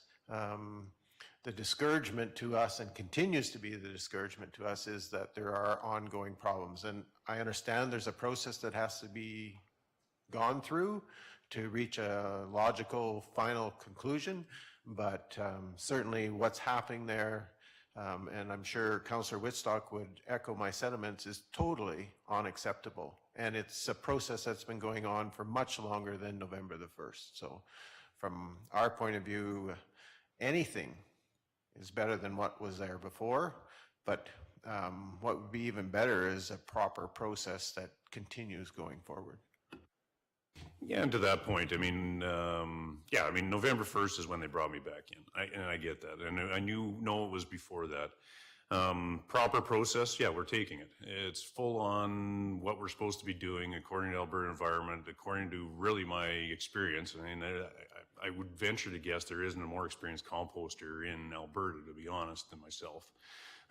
So you sit there and try and, you got to draw on some of that experience to make things fixed. And in this case, yeah, I mean, again, we know that we are giving Councillor Whitstock fits. I, again, apologize, because I know most of these people from that area. I talk to them, and I don't like it.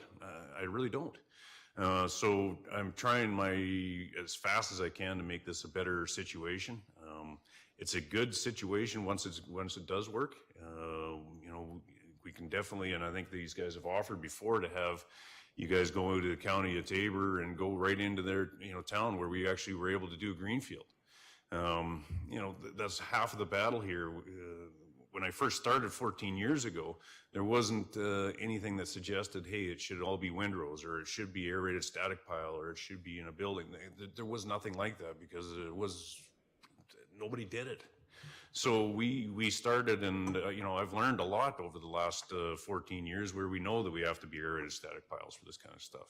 It is the only option for the environment that we play in. So that's what we're changing. So we are going to get better. We are getting better. And I don't know anything else that I can really tell you other than that's where we're headed. Yeah. Councillor Whitstock? Well, I guess my first comment is that you're not giving me fits. You're making myself, my family, my neighbors, and the constituents in the area from different municipalities, the flavor that you're producing out of that plant is literally making people sick. I understand that the process has gone wrong, but was not the process that you were supposed to be following supposed to mitigate these issues? And I really, really have an issue with you telling me, well, we're not exactly sure when this is going to stop. Because there's going to be people that are going to move out of the area, and they're going to end up losing the value in their properties, because nobody wants to live next to a problem like that.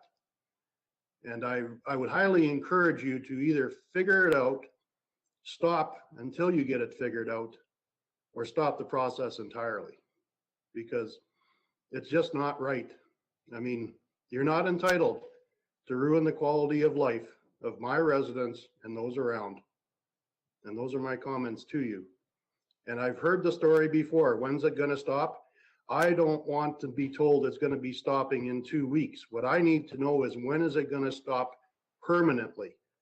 And I think that's the issue. And there is a number of other issues that you're going to have to deal with there.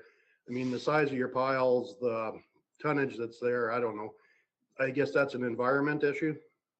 But yeah, we've got some problems there. And the only one that can fix them is you, because I don't know if you want us to go in there and fix it for you. Thanks. Thank you, Councillor Whitstock. Any other questions or comments from any of the other council or anyone else wanting to have a say? I'm Division 2 and we're just approximately 3 miles. My division starts east of the thing there. Yes, you have a sick feedlot, and right till Friday even, it was appalling on Friday. And I actually live 20 miles from that site, north of Carbon. So I was east of the pile, and Friday was appalling at 20 miles away. So I am hoping what you're saying is correct, and there is a correction very quickly. And I guess we'll wait and see. You're bringing in an aeration system. It will be interesting to see if that is going to cure it from here on in. Any other comments or questions?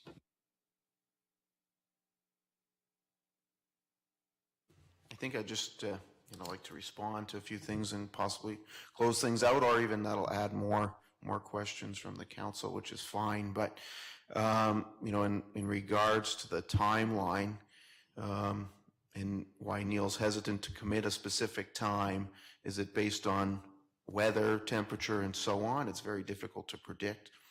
What we can tell you for sure is less than 100 tons that would be coming in monthly currently, and that's just from local ag providers, because we wanted to continue to service those customers. So that's happening. The piles will be finished prior to the aeration coming in, because it's probably a 6 to 8 week max process, maybe done in 4 depending on the weather, but it's just difficult to commit a physical time, because if things change, then unfortunately we can't live up to that timeline. As for aeration, that's correct. The materials are already on order. We're working with an engineering company, and our plan is to start installing those, most likely May, and have installed prior to the end of May, depending on thaw and so on, and the, minor dirt work that may be required at that facility. But we're extremely confident moving forward. It'll be similar to our other facilities where we have added this technology.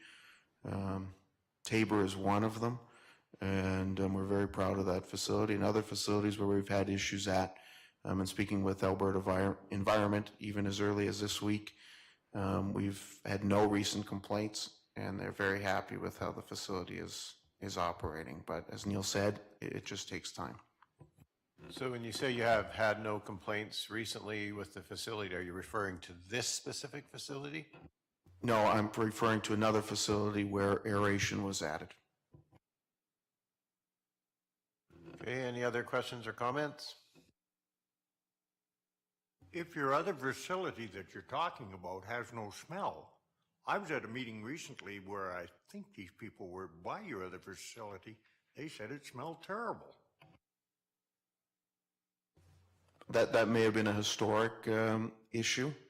I know that the references we have of these facilities with aeration speak very positively, and are happy to invite a council or a senior member of council administration to speak with them or tour the facility. I think that the reality is as a council, as concerned Kneehill residents, we can't be any more definitive or adamant it has to change.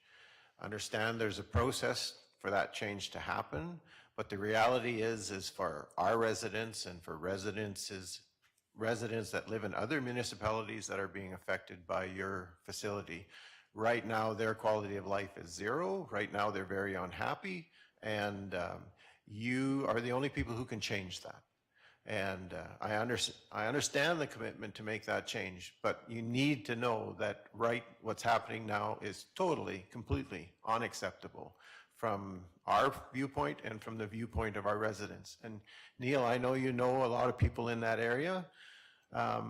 We have a lot of polite people that live in that area, and you're fortunate. But the reality is it can't continue. It better not continue, and it needs to stop, and stop as soon as is reasonably possible for that to happen. No, and I appreciate that. No, I get it, and we're working really hard at trying to make that happen. So, and I will make that happen. I mean, that is my commitment for sure, so. Yeah, we're here today and happy to continue to talk to the neighbors, which we do, and make amends with those neighbors as we continue to correct things. Thanks for taking the time to speak with us today. Okay, well, thank you. I appreciate you being here and hearing our concerns and taking note of them. So thank you for being here.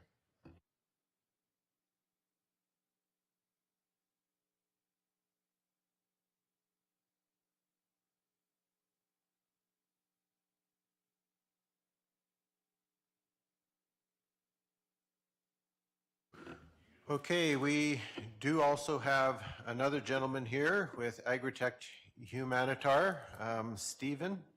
So we'll invite you to come forward and load up your presentation.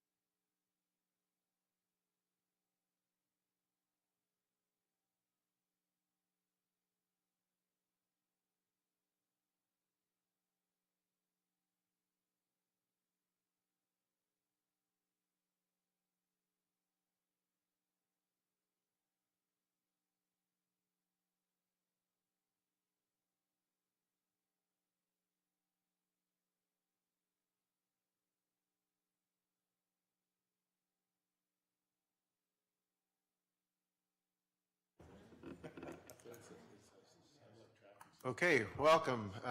Stephen, is it Raymer? Okay. That's correct. Just to let you know that you are being recorded and this council session will be provided to our residents.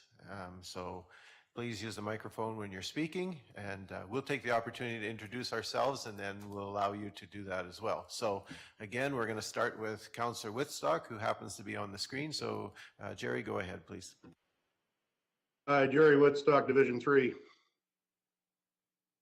Jim Hugo, Division 5. Debbie Penna, Division 2. Wade Christie, Division 6. Al Hogan, County Manager. Ken King, Division 7. Glenn Keever, Division 4. Faye McGee, Division 1. So go ahead, Stephen. I'm just going to orient myself to being right-handed.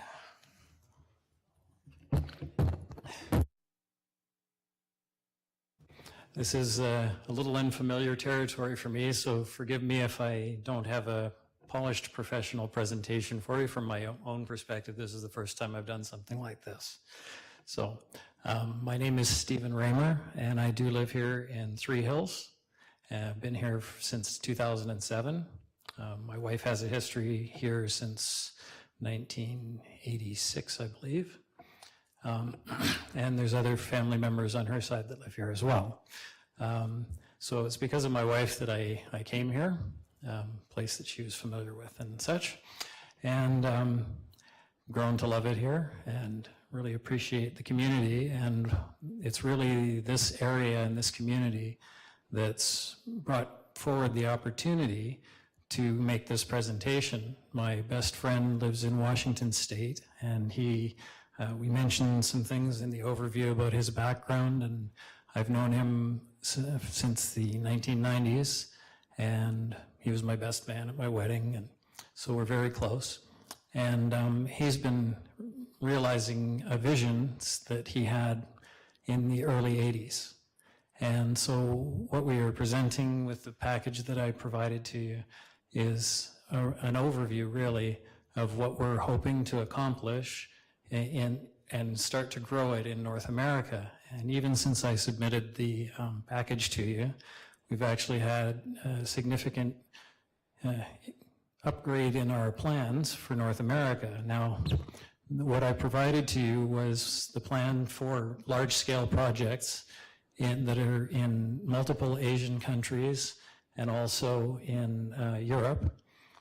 And the plan was hopefully to do some things in North America. And I have the business plan that was provided to me from 2016. And while one of the partners was in a meeting up in Edmonton with Environment Minister and the Energy Minister, they said that the technology that I was bringing here today, they didn't know I was going to bring it here today, this was about a year and a half ago, that once we proved it up and implemented it, that they would approve it for the province.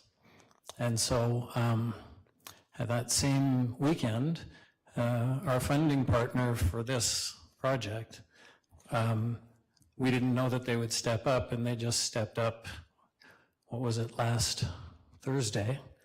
And one of the main partners is presently, well, depending on time of day in Europe, in a bank doing our paperwork for releasing the funds for the project we thought was going to be 5th on our list. And that significantly changes our focus in that we always wanted to do North America, but all the funding was there for Asia and Europe, and they've basically been slowed down in their process because they're trying to get 5 countries ready all at once and have basically made us wait for 4 years. And so now the real desire was for the 2 partners to actually bring forth this project in North America, and now that's possible. And what we were going to present here today was one element of the project, with a basic overview on everything that we're hoping to accomplish, or at least a general idea. So in a nutshell, what I was presenting in the package was this closed-loop system, which was envisioned to provide environmentally friendly energy systems, which you'll have seen in the package had a Titan solar system that's a new energy system that's extremely efficient, uses less space to produce the same energy. And so that was the first part of the plan that we actually brought as a possibility to council for Three Hills last October 11th for the council meeting. So if you were to look there, you would see the record of us having provided that information. My partner came out for that. Well, I'm really more of a consultant for them unofficially, because I'm just in the mix since the start. So I don't have any really official position with the company, except that when Kerry Simshauser came to make the presentation, he really got a good look at the area, and everything that he was hoping to do on the small scale community-oriented vision, so that we could have a model community to show others from around North America. This checked off every box that he wanted. And so the added advantage is I live here, so that makes it easy for me to come and make a presentation. And if there's more interest, then he's very much willing to come out at some point. But I thought if I could give you all an overview of all of the possibilities, then you'd be familiar when we showed up and started doing things, which is, we've been doing some preliminary investigation into where best to implement the system. But I should jump back briefly to the overview, which was to have clean energy going into a system. The big projects are agridomes, they're the size of football fields with 7 to 10 levels in them. Of growing operations for organic production of food and non-GMO, that sort of thing. And so obviously that sort of facility would produce some waste material, and that's where the third element of the closed loop system was to process that waste also into energy in a clean and efficient manner. And so if you've seen in the package the Synex, the pictures that you see there are from the original Synex that was produced in about 10 years ago. And that technology was produced by the inventors and has been placed in and is functioning in military installations, 2 different military installations in Europe, which means we haven't been able to go and show them to anyone because they don't just let you in. And so in the meantime, they used the funding from all of those developments to continue the process of what they wanted to complete. And over these past 10 years, they've improved the technology to, even a year and a half ago, we thought it was going to be where we presented it to town council and as a possibility, but not quite yet. And in the meantime, they've basically made it Synex version 3. And so it has far more capabilities than we originally envisioned. I guess I should say we, but not the inventors. They envisioned it, but they've been able to bring it to fruition. So what we have right now is 2 of the units that are completely manufactured, but they're made in 2 separate countries.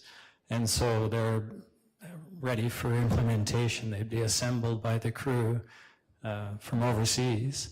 And so we were looking for the best place to put in something for people to look at and for us to bring people to see. And so I was chatting with the Harvest Hills people and about potentially utilizing the fastest means to bring that technology into use. Now, what I didn't say was it does more than just waste. Anything that you consider to be a potential pollutant can be run through it's called a Synex plasma generator. It will allow you to have 0 measurable emissions to Euro 8 standards. And so there's no smell, for instance, and we envision it being used for, well, we're in discussions with CNRL about using it with tailing ponds, and for the oil sands, there's other technology that wasn't even mentioned in here that can be utilized for that. It can be utilized in pretty much anything you can imagine, including medical waste and farm waste and manure, etc. And so all of those things would just be pushed through the system in slightly different ways. We were talking to the town about utilizing the landfill and basically crushing things up. We've got a technology that will crush the input to about 1 micron. And then you can also clean out, for instance, the sewage pond, and basically you put in water and your waste material, and you get out fuel, heat, and clean water. So that's pretty much the overview of what we're hoping to implement on small and broad scale.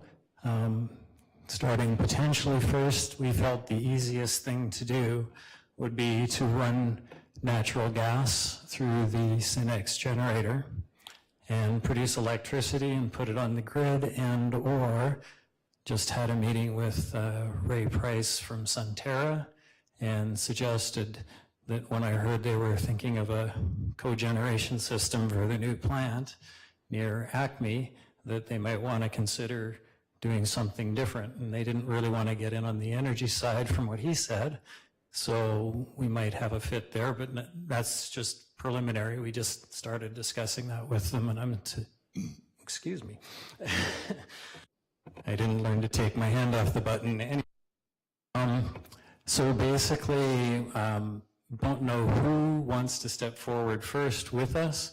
And if we don't see anyone in particular, then we'll just look at moving forward with Harvest Hills and just set up a site that would be acceptable to everyone, which is basically why I'm here, is to give you the overview and see what kind of things you might be open to us doing in the area. And I think I just took my whole 15 minutes on the introduction, so perhaps I should pause and just, if there's anything in particular that struck you, look for to answer some questions and maybe even show you a little bit of other material that I brought along if you have time. So are there any, thank you.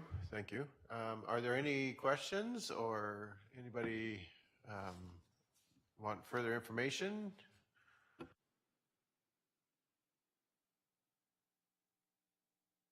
So I take it from what you've said, you really don't have a specific site or a specific partner for a project at this time. You've had some conversation with prices, you've had some conversation with Town of Three Hills, but there, at this point, there's not a project potentially that's going to go, other than if you were to go independently with somebody like Harvest Hills Gas Co-op, but you do have money.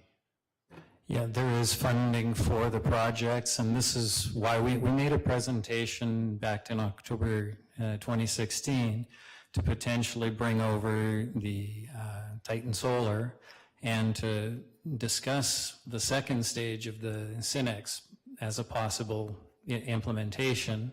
The town's position was that they're very interested in the project, but they didn't want to be partnering in it. And so we just left that side of it until we had our own funding. Right, any other questions, comments? Anybody looking for further information?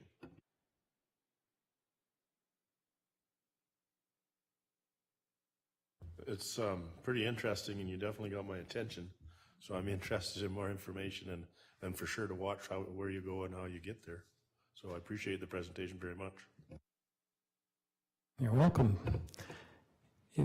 If you'd like to maybe see a couple of little pieces of like the dome structures, are you familiar with monolithic domes? No, but I'm interested. You know, other than what you have in your material here, my assessment would be probably the majority of us have not. And so it's up to the will of council here, so.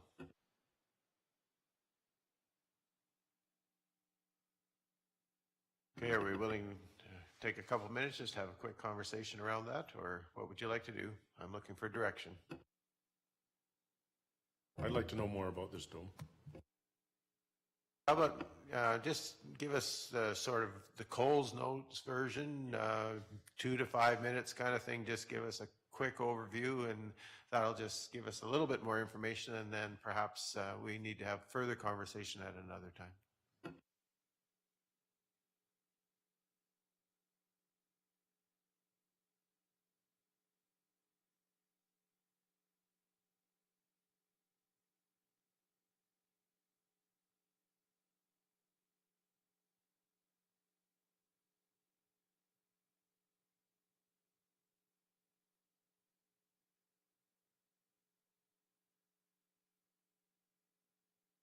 So I'll just kind of talk over it because it just has some music, but this is showing how they actually build the monolithic domes.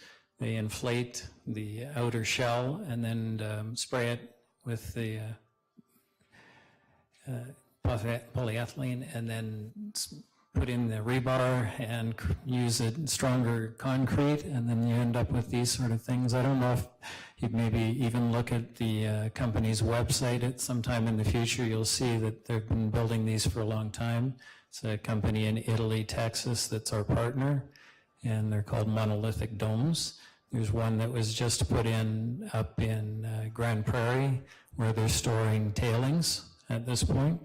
And what we've been working with them towards is utilizing these structures in a way they hadn't used them before, because they're extremely good for having temperatures and conditions that are consistent. They're extremely good at holding in energy and heat, and they're incredibly strong. They'll withstand an earthquake up to 10 on the Richter scale and about a 500-mile-per-hour wind. So it also becomes a potential for being a safety structure in a crisis. And that's one of the things that you can envision the possibility for, whether it would be in this area or whether we would utilize our growing technologies in a greenhouse situation, is dependent on the size of the project and the potential for distribution of food locally grown. And so the smaller potential version in areas like this may be to do the greenhouses, but utilize the new glass technology that we have access to. And we can probably be using the waste silica from the tailings ponds to build the glass. And those are energy collecting glasses that could benefit the entirety of a growing operation. So there's, just so you know, there are 14 new technologies that are being implemented together in these projects. And like I say, right now there's, we were literally heading over to Asia when the joint venture partner for our company in Asia found out that he had had a clot in his brain, and that slowed our project down. He lost his eye, and he found out earlier this week that a doctor could restore his vision, and that's a really high priority for him and us. And so we canceled the trip to go over and meet with heads of state and multiple ministers to coordinate this project for Asia, and that the next day we got the call about being able to fund ourselves directly. So things work out for a reason, and pretty much the partners really want to work from North America because, you know, you get into your 60s and 70s, you don't really want to travel quite as much as you might have done before. So that's just kind of a little bit more of the puzzle, but there's lots more pieces, obviously. Okay, well, thank you, Stephen. You know, certainly I think you would find interest here. I'm not sure exactly how and why and what, but we're certainly interested in following where you end up going. And so thank you for coming today and for presenting. You've got Councillor Christie's interest and from the looks of things, a few others. So we look forward to a further conversation. So thank you. Excellent. Thank you very much. I appreciate your time. And I guess the main thing I should say is that we're just primarily looking for your awareness so that when we bring forward the information for whatever projects could start, that we're already a little bit on the same page regarding permitting and all sorts of what's necessary. Well, we have a lady sitting behind you, Barb, there, who's our planning person, and she certainly would be able to help you in that area as well. So again, thank you for being here today. You're welcome, and thank you very much for your time.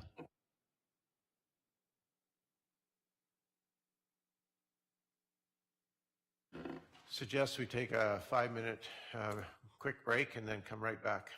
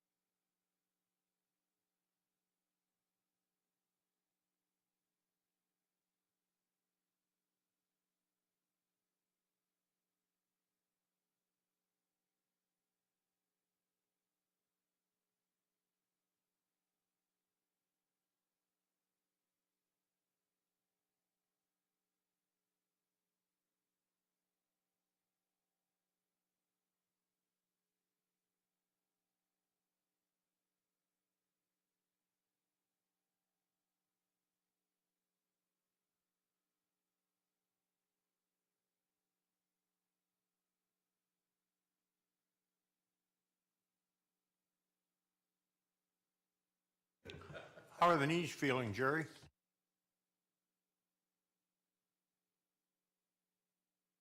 Well, they're still here, but it's not exactly great. Well, I mean, it's not bad weather here. I'll live.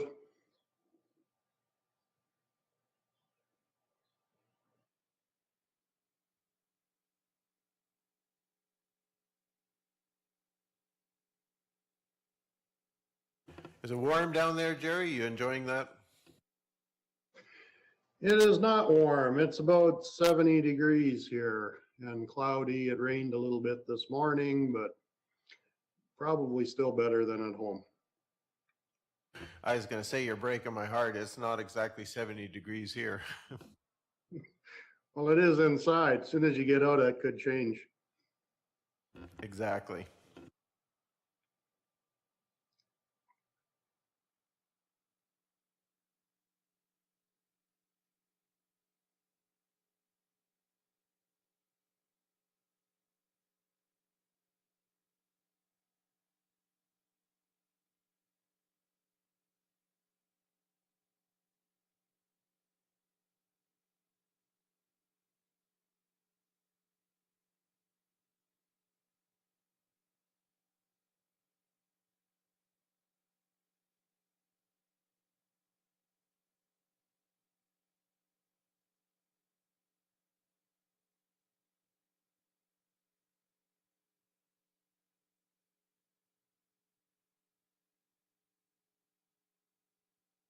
Okay, so I'm going to bring us back to order, and we're going to go on our agenda to item 8.6, which is the Community Futures Petition. And I'm going to assume, Councillor Christie, you're going to bring that information for us. Okay. Carolyn, were you going to bring that up or not? What's happened is there's a petition to petition the federal government for continued or enhanced funding. The deputy minister was in the Drumheller office about 6 weeks ago. So they left it up to, basically, it was our option whether we signed the petition or not.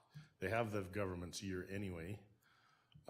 It's basically lobbying the federal government for enhanced funding, and there's no numbers tied to it or anything, just basically puts community futures on the radar. So the stuff that's on there now is just the background. The petition basically is to the federal government. So that it was presented. I actually got the facts on Thursday because the deadline is the 14th, I think, of February to sign or not sign. So I just thought we'd bring it to council and say, do you want to sign it or not? And at this point, I don't think it matters either side, other than it gives the federal government maybe some awareness.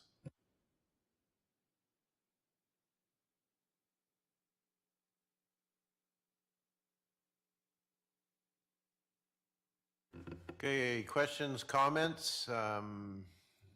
What is your wish as a council? Can we see maybe the bottom of the petition rather than the top? That's still all information, I think. Keep moving down, please.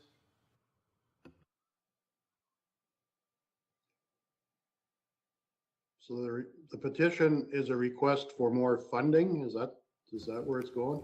Yeah, and there's no numbers tied to it. Like it's asking for enhanced involvement and funding. One of the things, and it said that I got a text in the middle of last week or a fax that indicated that the next 3 years has been approved. So I mean, that's kind of caught me off guard that I got the information that their funding was approved, and then the next day was present this petition to see if we want to sign it or not.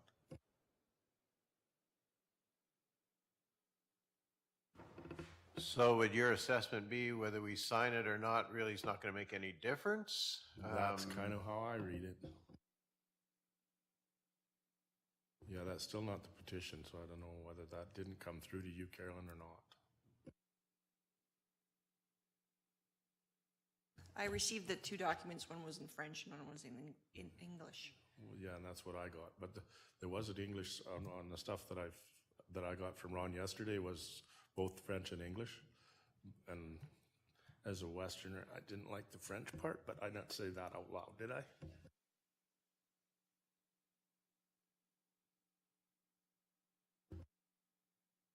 I think on the stuff I received, there was 2 different files. Mr. Hogan.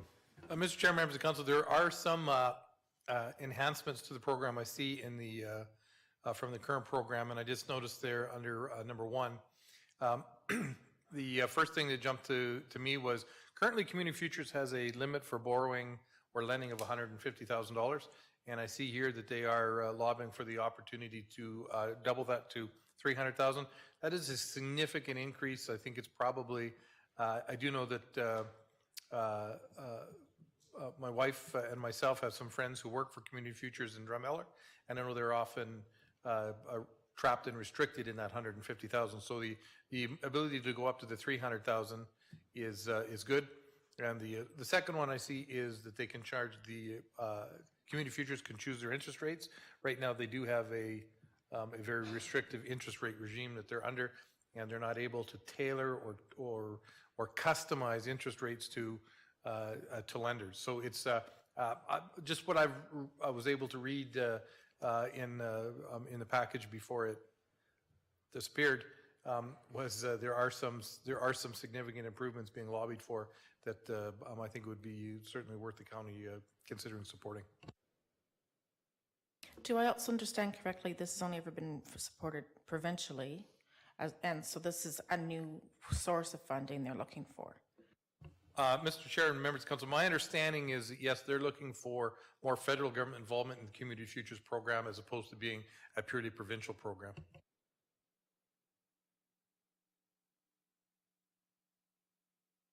Okay, so any further comment or questions? What is the wish of council?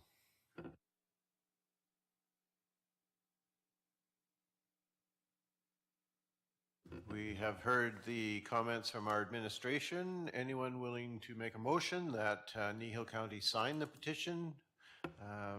I'm looking for direction. I'll make the motion that we sign the petition because I think it's, any awareness in federal government is, I think, important. Okay, so Councillor Christie moves that we sign the Community Futures petition. Any further question, comment, discussion?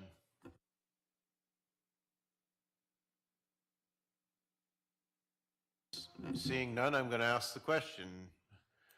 All in favor? And that's carried unanimously. Thank you. I'll follow up and make sure it's sent in before the 14th.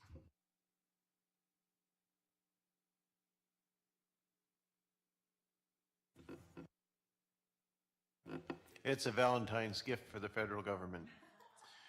All right. Moving on, we are now at item 10, council and committee reports. And Any disposition and delegation stuff you want to talk about? sorry. Let's go backwards to item 9, disposition of delegation business.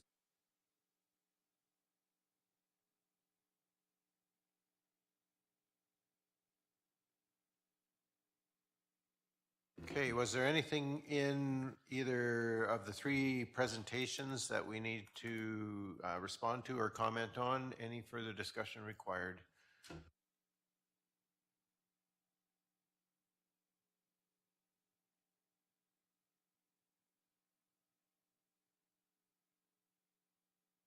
All right, I don't see any, so I believe that there is nothing that we need to deal with. We'll take those items for information and move on from there. Okay, item 10. 10.1, we have committee reports from the Kneehill Regional Family and Community Support Services, which were circulated previously.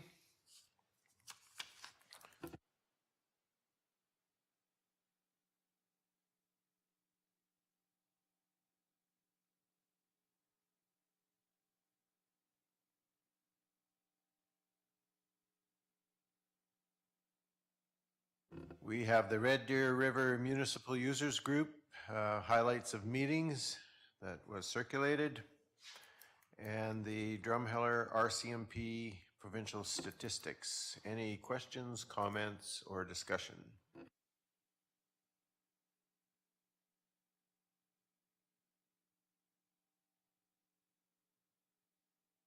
Seeing none, I would be looking for a motion to receive as information.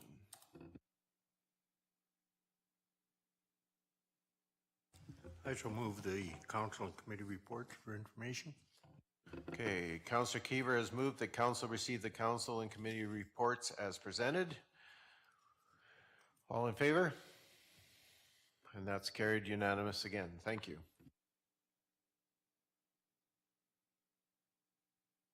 Okay, we have the council follow-up action list also in front of us. And you will note that, excuse me, for the most part, the items have been completed. So, Mr. Hogan. Mr. Chair and members of council, 2718, or motion 2718, that letter has been created. A draft will be going out to council this week, and when the Reeve returns for his signature, and the item 31-8, or 32-18, that will be coming in 2 weeks.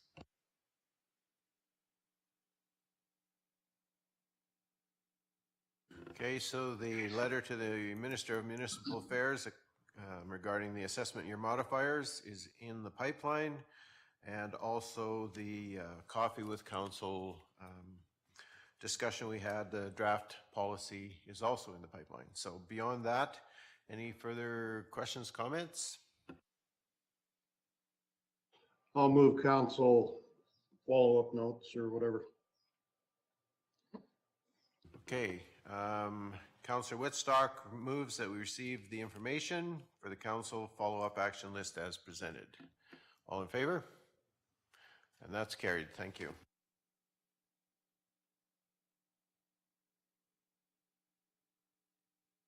All right, at this point, the only remaining thing left on our agenda is our in-camera discussions, and so we're going to have to say farewell to Councillor Whitstock, and I guess we have to somehow move ourselves into camera and then turn everything off. So someone care to make, I guess I can make that motion that we go in camera from this point forward, so.